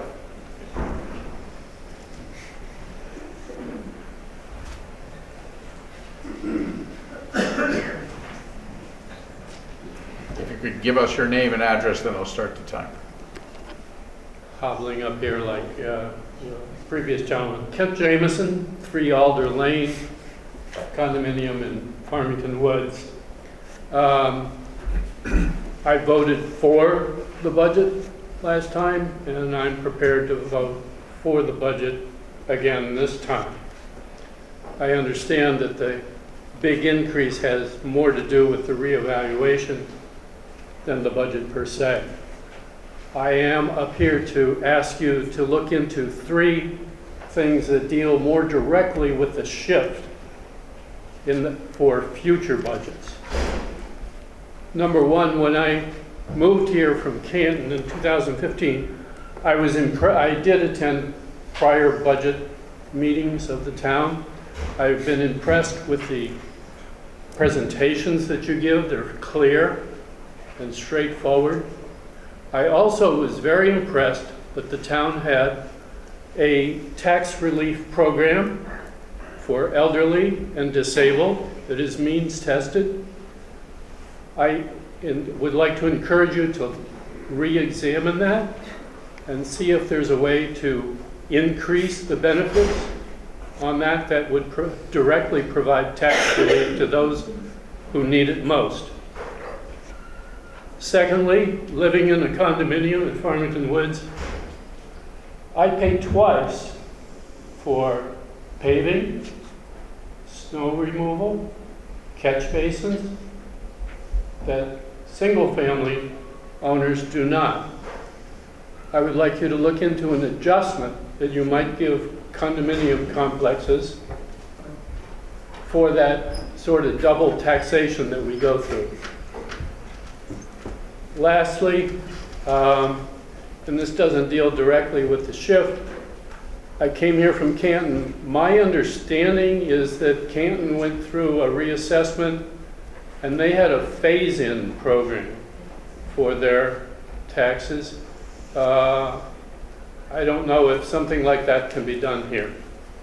That's all. Thank you. Mr. Robertson, are you able to talk about phase-ins at this point? Sure.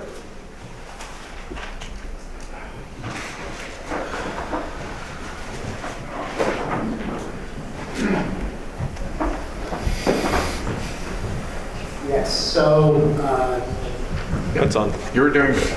Thank you. Yes, there is a provision in the Connecticut General Statutes, I think it's 12-62C. And if you look at that, basically what it allows is for the legislative body of the municipality, in the case of Avon, the town council, You're fine, sorry. To phase in the results of a revaluation process over a period of up to 4 years. The idea is that basically what you would do is you would take the year-over-year increase in value, you would divide it by the number of years in the phase-in, and then each year of that phase-in, your assessment would increase by that proportional amount, so that by the end of the phase-in, you're at what the market value was as of October 1st of the grand list year, in this case, 2023. So it is, it's fairly uncommon. There are two recent examples I'm familiar with. One is Canton, where I noted that they phased the revaluation in over 4 years. I believe their budget then failed. Another example is the town of Windsor, which I think recently phased in a revaluation over 2 years, which again failed. So it is an option. The council chair had asked that at the next council meeting we include an agenda item just to learn a little bit more about it, get some mechanics together. I can tell you that Avon historically has not phased in the results of a revaluation.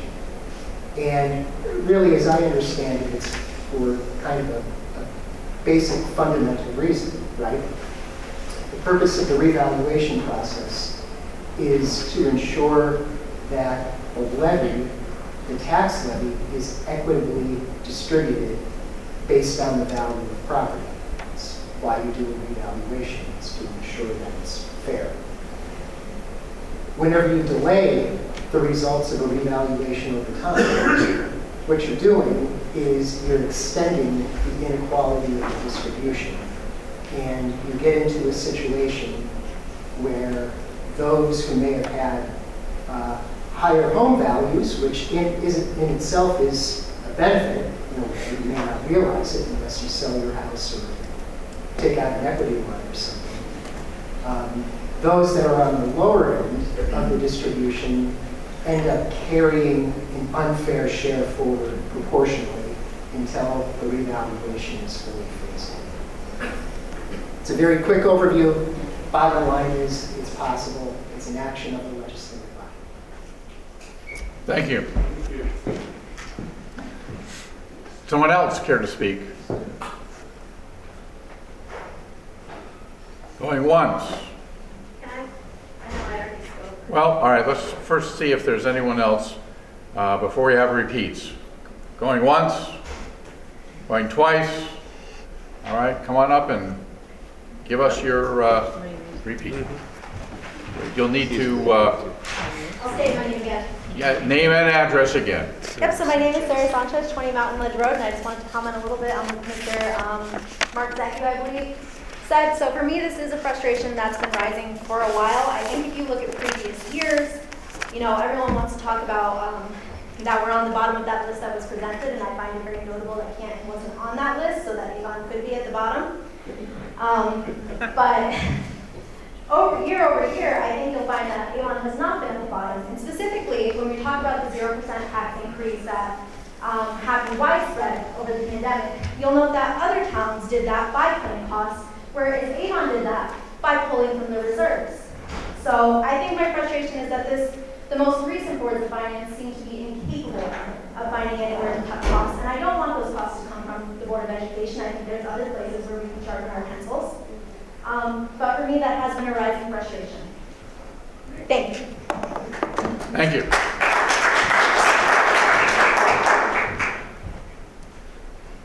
All right. Okay. Come on up. You could give us your name again and Will do. address again. Ernest McNeil, still 41 Tyler Court. So there was I didn't have a lot of opportunity to go deep into detail on this investment income because I had 3 minutes. So if I've got 3 more minutes, let me give you a little bit more. You know, I heard your comment about the craps table, and I heard comments about best estimate. Guys, this is, you know, this really isn't high finance, okay? This is a simple thing. Your income is basically a balance times a rate. Both of them can be estimated. The rate is something that, you know, there's some uncertainty to it. I took some information that the town gave, and I put an analysis together. I did this today. I had a chance to share it with one Board of Finance member. I'd be happy to give it to all of you. I didn't bring enough copies, certainly, for anybody in the audience. But what I did was I took the last 2 fiscal year, month by month, the balance in the short-term investment fund that you talked about before, and the actual rate, which is published on the state treasurer's website, giving the actual interest income month by month. So when I talk about these numbers, these are real numbers. Then, so that's historical. So when I say this is where we are for the fiscal year, those are real numbers. So then, here's the magic. This is the projection. I know you can't read this, but it's here. What I did was, because I knew I would hear this, well, there's some best estimate, I did a sensitivity analysis. And for those of you who aren't in business, what that means is you identify different paths.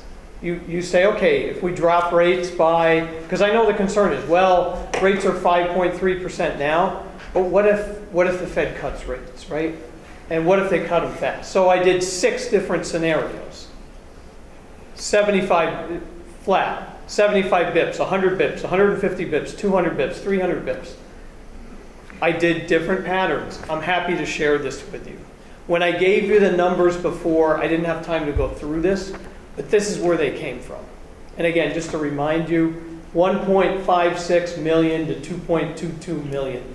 I would hope that someone on this board makes a motion to recognize $2 million more interest income and takes that out of the tax levy that you put on the citizens and sends that back to referendum. As some of the people have said here, what's the sense in sending back the same budget again and hoping maybe you get a slightly different mix of people? I think the way you hear the people, and again, my suggestion here ought to be a no-brainer. It doesn't cut any services. It doesn't affect any kids. It doesn't take any cops off the beat. This is just good budgeting. And I'm happy to meet with Brandon, with Tom, and go through these. And Houston, happy to sit down. I'm happy to sit down with anyone, right? I did this for a living, okay? And I'd be happy to give my service to the town pro bono in the hopes that we could all get a benefit out of it. Thank you. Appreciate it.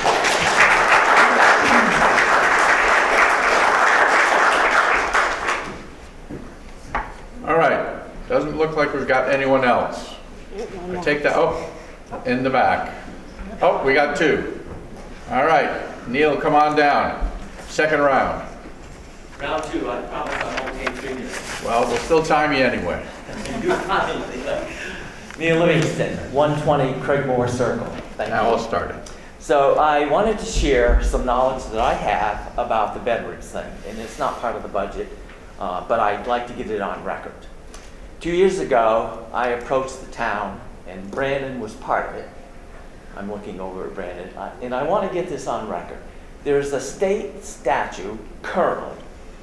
It's the Connecticut State Statute 12-81 Foxtrot.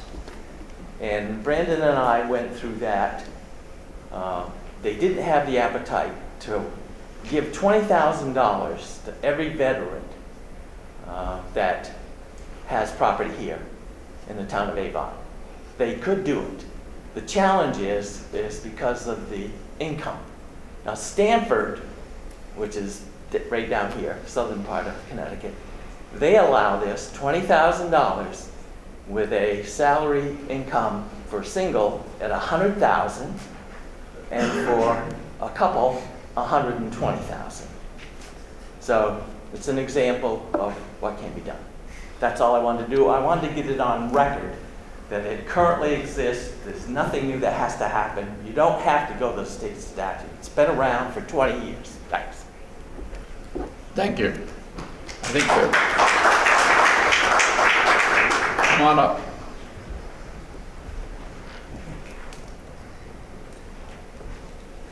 My name is Mark Gantner, 20 Brookmore Road. Been a resident since 1987. I just wanted to reiterate, I believe that the budget spending is going up by 5.5%, not the 2-point-something%. So that's a much bigger number. A lot of people have said, oh, we're only going up 2-point-something%. We're below all the other towns in the valley. That's not an accurate reflection of where the money's going. I would suggest there are things that we need to do to challenge spending and to look at where the money's gone in the past and is going to continue to go there, because over the years we've built a number of ongoing costs into the cost of Avon. We've added lots of lights in this town. We've illuminated fields, tennis courts, Route 10 North, going from 44. Does anybody drive that road at 10 o'clock at night and see? You can read a book from the light in the middle of the double yellow lines, from the brightness of those lights. We're paying for that electricity. Those lights, first of all, to me, nobody walks that road at night. There's no commercial benefit. No businesses are open there other than a couple restaurants in the village and Riverdale Farms. They have lights. But the road itself is silly to illuminate that road. We built athletic fields. We built the one up by Huckleberry when they developed that whole complex. Somebody's got to mow that lawn. And I think it's town employees who are mowing that lawn. It's those kind of costs that we've built in over the years that we need to challenge. Why do we have these things? Is there a better way to do them? 5.5%. It's a big number. We've got to challenge where the money's going and how we spend it. One other example, white plastic fences in between the playing fields and the housing development. We planted a whole bunch of trees. We put white plastic fences. Why do we need white plastic fences? When we already had steel fence and then trees and now more. We have white plastic fences going up on some of the walking trails. Those were railroad lines built 100 years ago. There weren't any sound barriers, fences, etc. We don't need to spend money on that kind of stuff. So I urge the Board of Finance, challenge where some of this money is going, where the spending's going, and cut some of it. We got to cut the 5.5%. That's the real job at hand. Thank you. Thank you.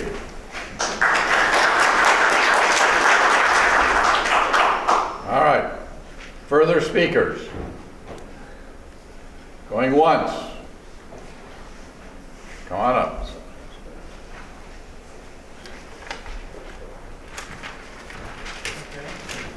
You can give us your name and your street address, then we start the timer. Okay, sure thing. Rob Gauntz. I'm at 34 Rivermead. So I'm in one of those condos that went way up, and I'm okay with that. And I just wanted to come up here and say that I appreciate the due diligence that you guys have done with this budget. My kids are in the school district here. We've had a fantastic 2 years since I moved here. It's wonderful. I love this town. It's great. All the people in it are super welcoming, and I want to continue to see it grow. And I'm happy to vote yes when I go to the next referendum on this budget. And I know that I think this place is growing. I think it's fantastic, and you have my support. Thank you. Thank you.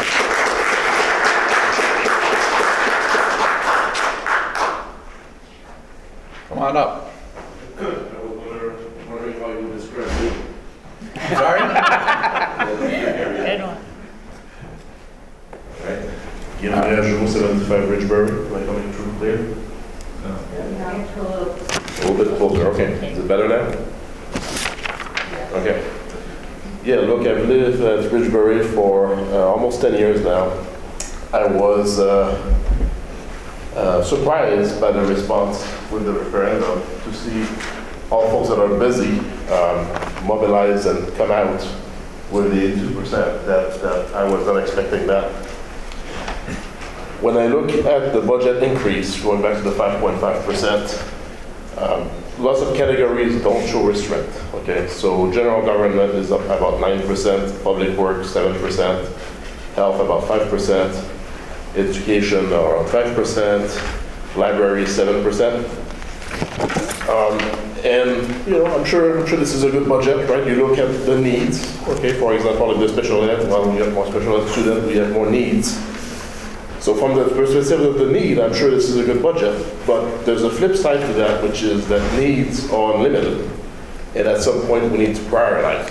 Okay, I do not think that with these categories, like the 9% for general government or the 7% for library, you are not showing that you're prioritizing. And then if you're basically saying that on average that 5.5% spending increase leads to 7% increase in taxes for single family homes, maybe 20% for condos, you're basically not taking into account the supply and what are people able to pay on this. Needs are infinite. Okay, at the same time you need to consider needs of people who are paying as well. You cannot just look at the needs of the town, you have to look at the needs of the taxpayer as well. So again, I'm sure that from your perspective, the budget makes a lot of sense, but you're going to be recognizing the flip side of the taxpayers, and I think the results of the referendum speak for themselves.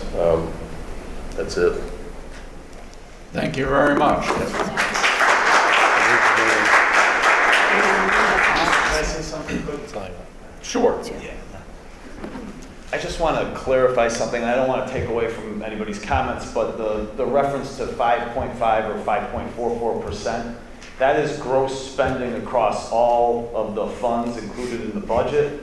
That is not representative of the percentage associated with the property tax levy.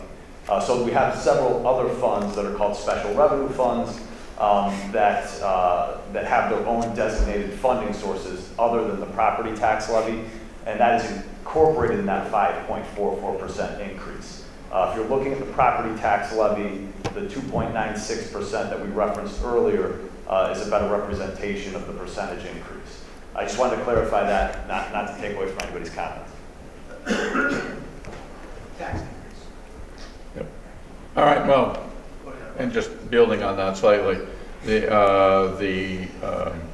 renovations to Avon Old Farms Road for the north end was entirely done with state grants. So that didn't, although we had to approve it because it was a large amount of money, none of that came out of the levy, just so everybody knows. All right, further questions?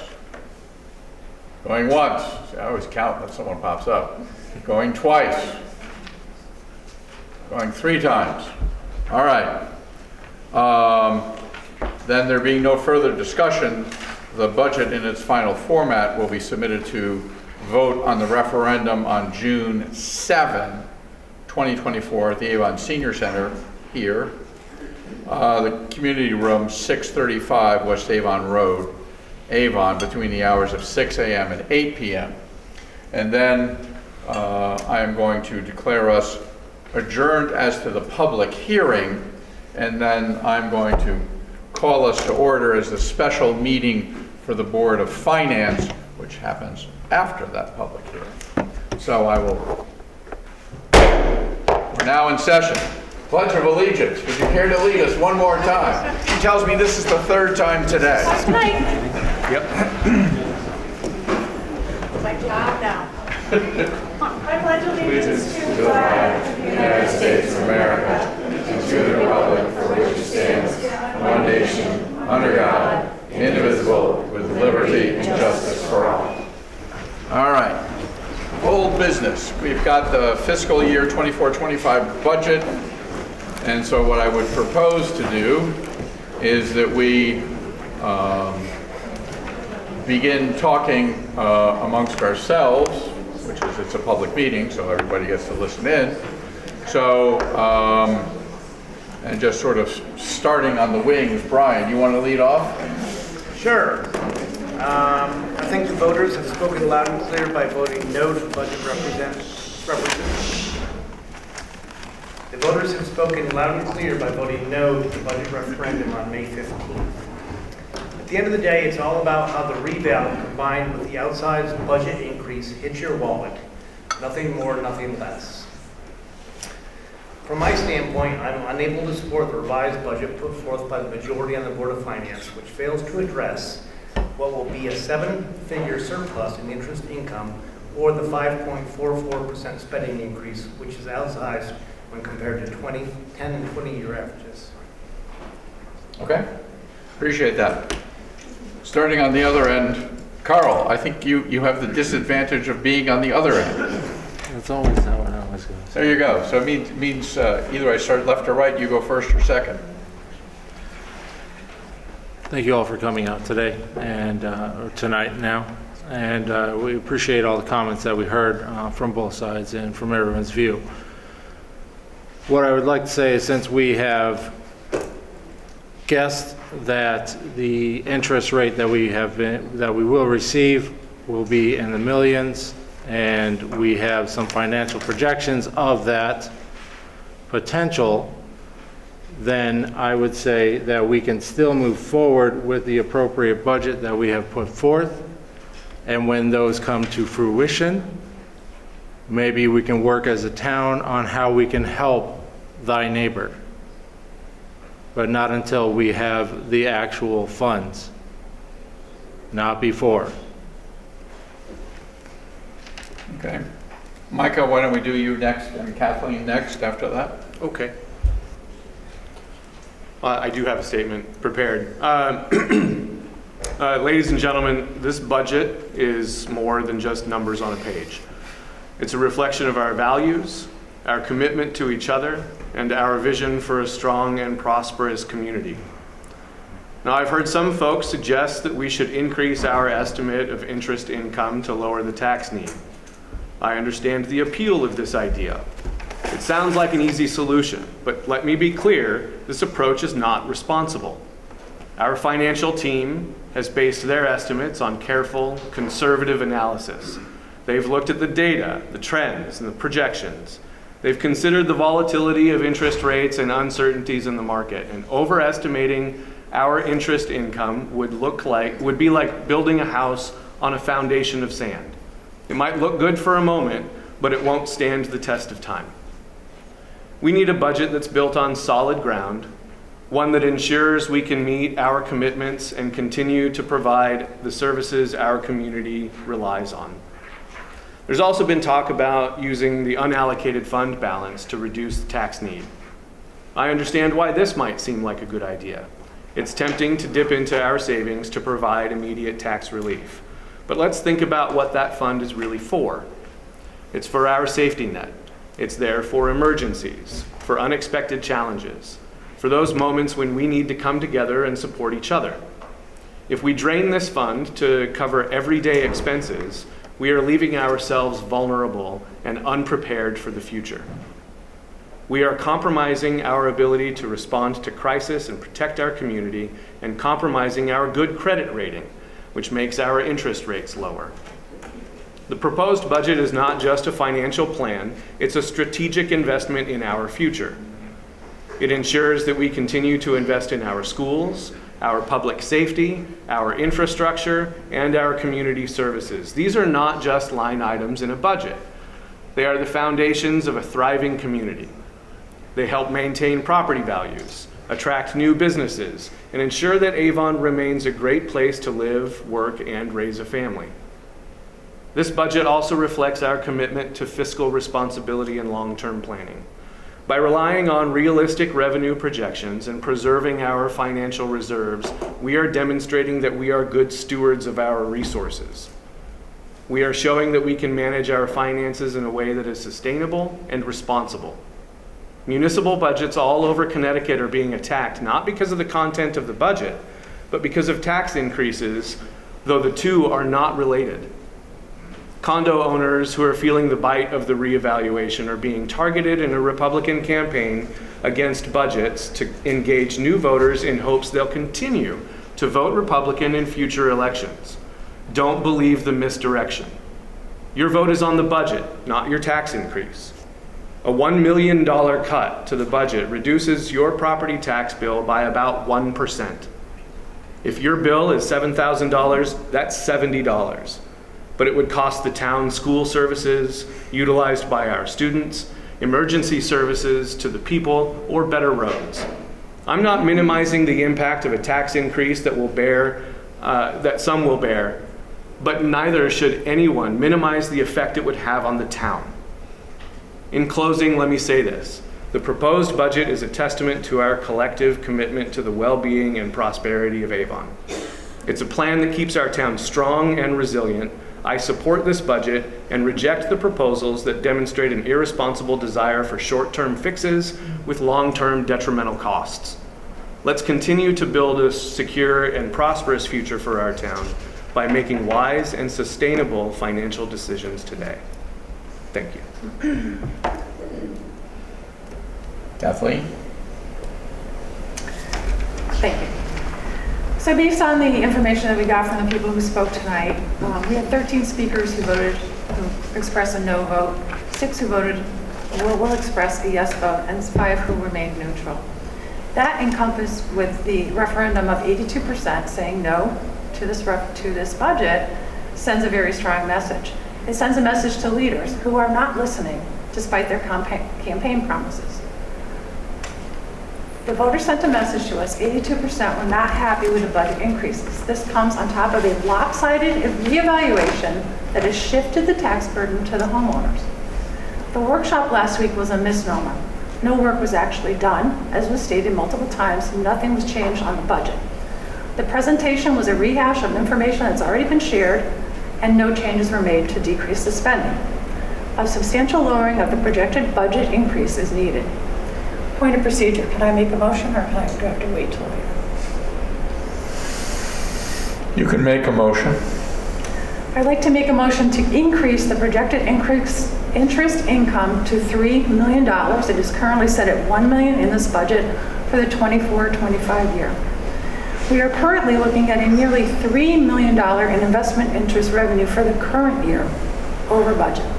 And it is likely that this trend will continue through next year.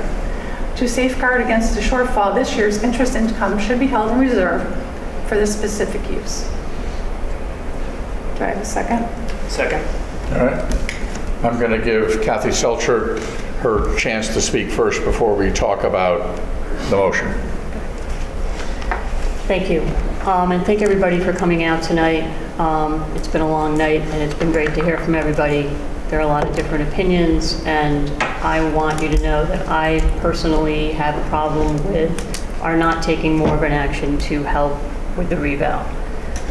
I don't think it matters to the average taxpayer why their tax bill is going up. The fact of the matter is it's going up substantially for a lot of people in town. It's unequal and it's unfair. Is that Avon's fault? No. It's the fault of our tax system in Connecticut. It is very regressive. The reval is based on actual numbers. It makes sense, but as people pointed out, the fact that your house is worth more when you can't really get that equity out in a way that makes financial sense really doesn't help you very much. Personally, I've lived here for almost 21 years. This is the first time in the entire time that I've lived here that my house is actually worth more than what I paid for it. The pandemic was a blessing in disguise in terms of the market value of homes in Connecticut. I have a brother who's a financial planner, and he said, refinance while you have a chance, and I did. And there's one time that I've lived here that my mortgage payment has been low, and it's not going to hurt me as much as it's going to hurt other folks. But that is why I think, I don't mean this as any disrespect for our town manager, for our finance director, for anybody in the town who's professionally employed, but I do agree with the points that folks have made about the current interest income. We have the money now in our fund. We are aspiring to have 15%. We're very close to that. As Kathleen pointed out at our last meeting, we'll probably hit that 15% value, even if we don't use some of our unassigned fund balance. But there is precedent in Avon for using funds from the unassigned fund balance to offset the effects of a revaluation. In my history in Avon, the reason why we had to use the money was because that grand list did not grow. The values of our homes were stagnant or they dropped. So we used money to offset the tax increase in that fashion.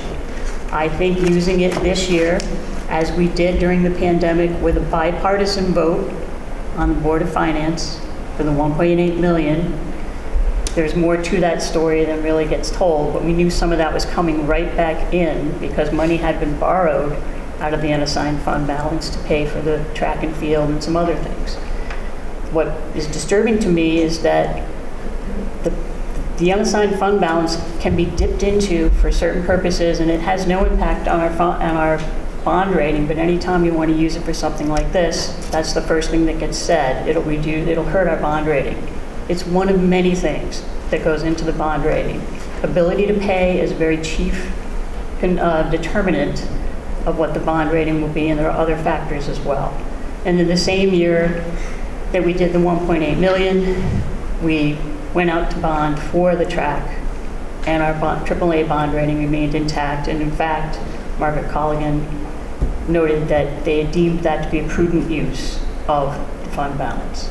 In this case, where we have a small percentage of taxpayers who are being hit 41%, it's fundamentally unfair, and I think we as a board should do something.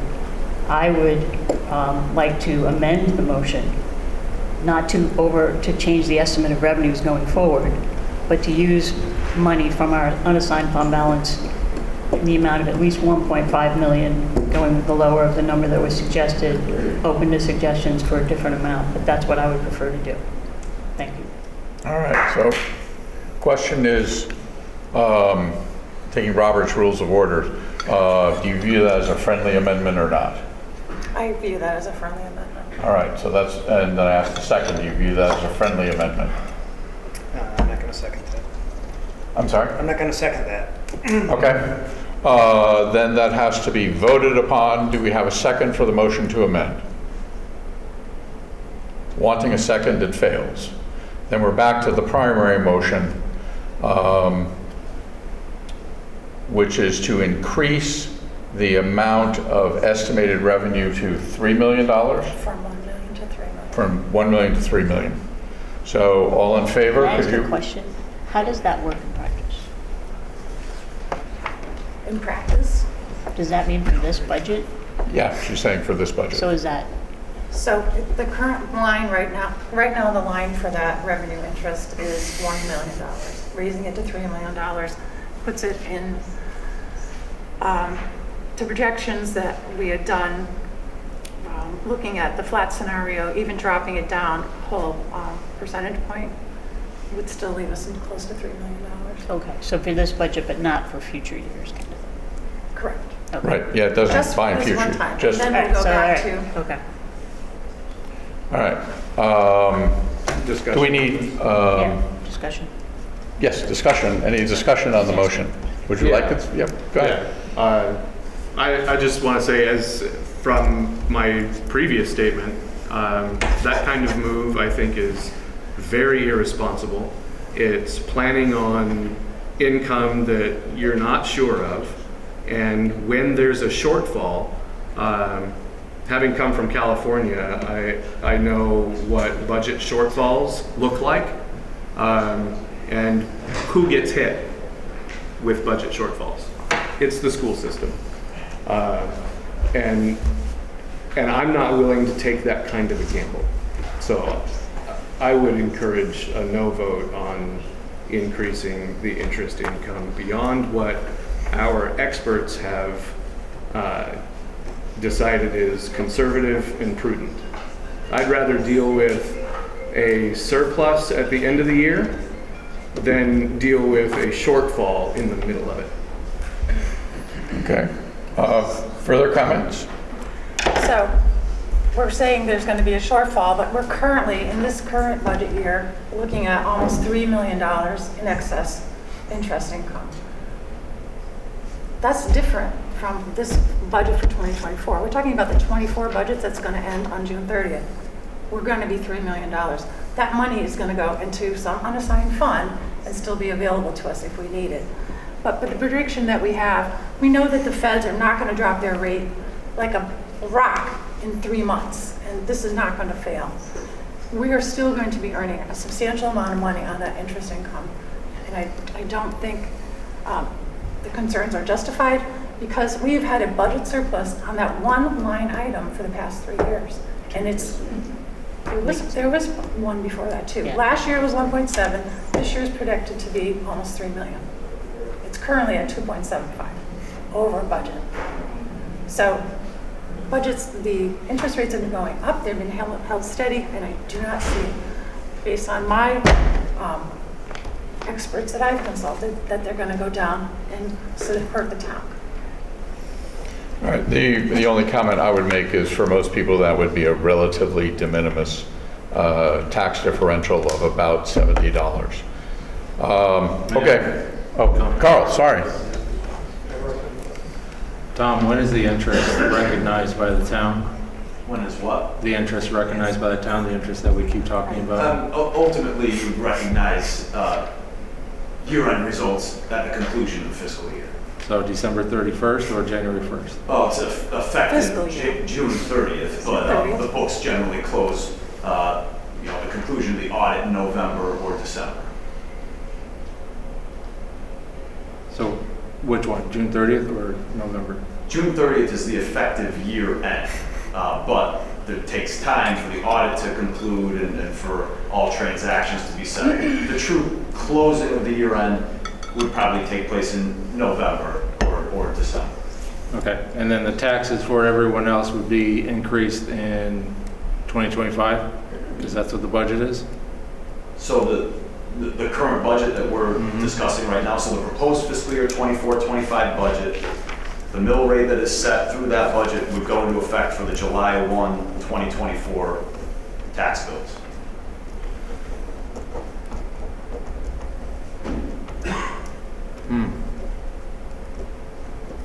Well, I would think we should hold off then until June 30th to see what the interest rate is.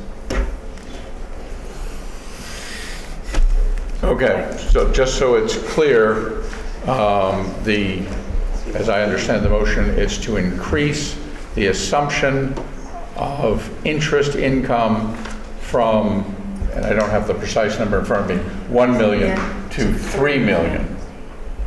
So all those in favor, please say aye. Aye. That's 2. All those opposed?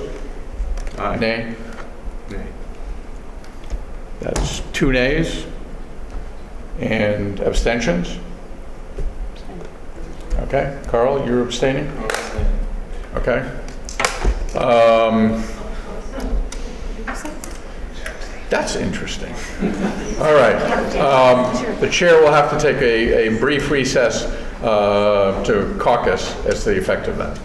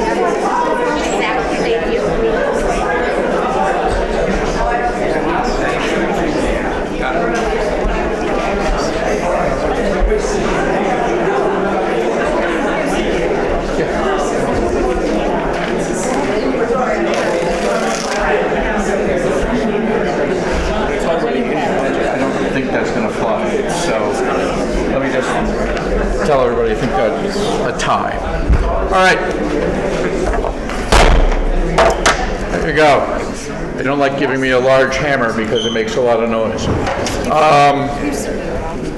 So that's 2, 2, and 2, which means the motion fails because it's a tie. So can I have another motion? Micah, I think you said you wanted to make a motion. Yeah, I move to approve the budget as proposed. Do we have a second? I second. All right. Do we have further discussion? I think I think that leaving the budget the way it is ignoring 82% of the voters who came out and the majority of the people who spoke tonight. And I don't think that we're listening to the people if we're ignoring what they're telling us. Got it. Any further comments? Yeah. Okay. That was a lot of fun. Hey.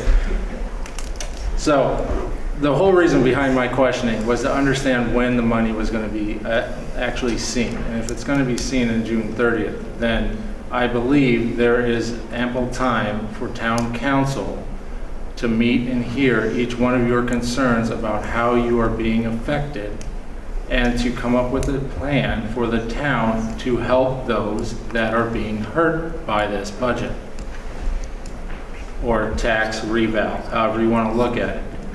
There is time to work as a town together, not apart.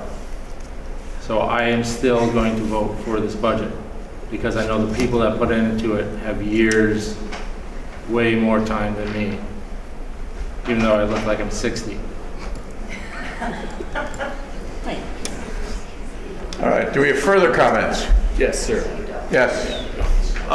So we're not leaving the budget as is. We have recognized new revenue that is bringing the increase in the tax levy increase to 2.96%, below the 3% that you moved for a month ago. We didn't take any cuts, but you're not recommending any cuts either. Just increasing revenue again by a source that is absolutely volatile. It has been volatile my entire life, and maybe I don't look 60, but I've been around long enough to know that I'm not going to do I've been around long enough to know not to overestimate interest income with a plan to spend it until I've gotten it. So that's to say that we didn't do anything with the budget. When we did, we recognized revenue that we know we're going to get, which was, again, a conservative estimate, and now we know what it's going to be, and so now we're putting that into the budget to lower the tax rate. I think that's a responsible thing to do, and so I support my motion. Well, I have to wait. Sure. I won't venture a guess at how old I look.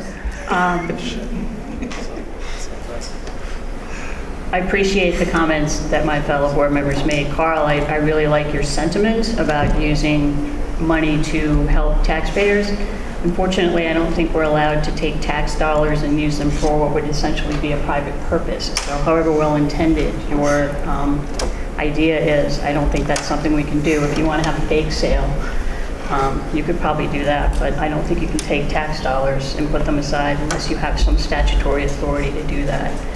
I'm going to vote yes because I don't want to have another tie and another caucus, but I'm disappointed that we can't come to some sort of an agreement, that we couldn't really even have a discussion about using unassigned fund balance. I'm not intending any disrespect to any of my colleagues.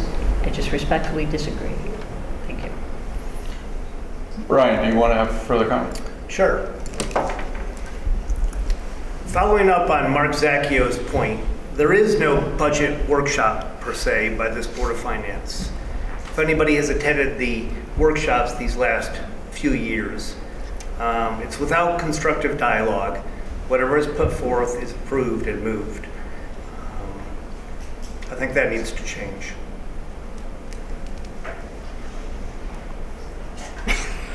Go ahead. Well, I just find it a little amusing that the 0.3% reduction in the mill rate was seen as insignificant, but the 0.34 reduction in the mill rate is significant. That's all, my comment. One last bite at the apple. I agree about the budget workshop. It's not in the charter. It's an invention of how the Board of Finance is supposed to consult with the Board of Ed and the Town Council. It does not really serve a purpose, and if we are going to continue to do it, I would really like the town council to consider not having it in the same week as our budget hearing, which I requested this past year and was not honored. Got it. All right. All in favor of the motion? Which Aye. motion? There's only Micah's motion. Thank you. Aye. Aye. That's 4. Opposed? Nay. 2. No abstentions. All right. Then we are done for the evening, and the proposed budget is adopted. Can I have a motion to adjourn? So moved. Second. All in favor? And the board's aye, it carries unanimously. Thank you very much.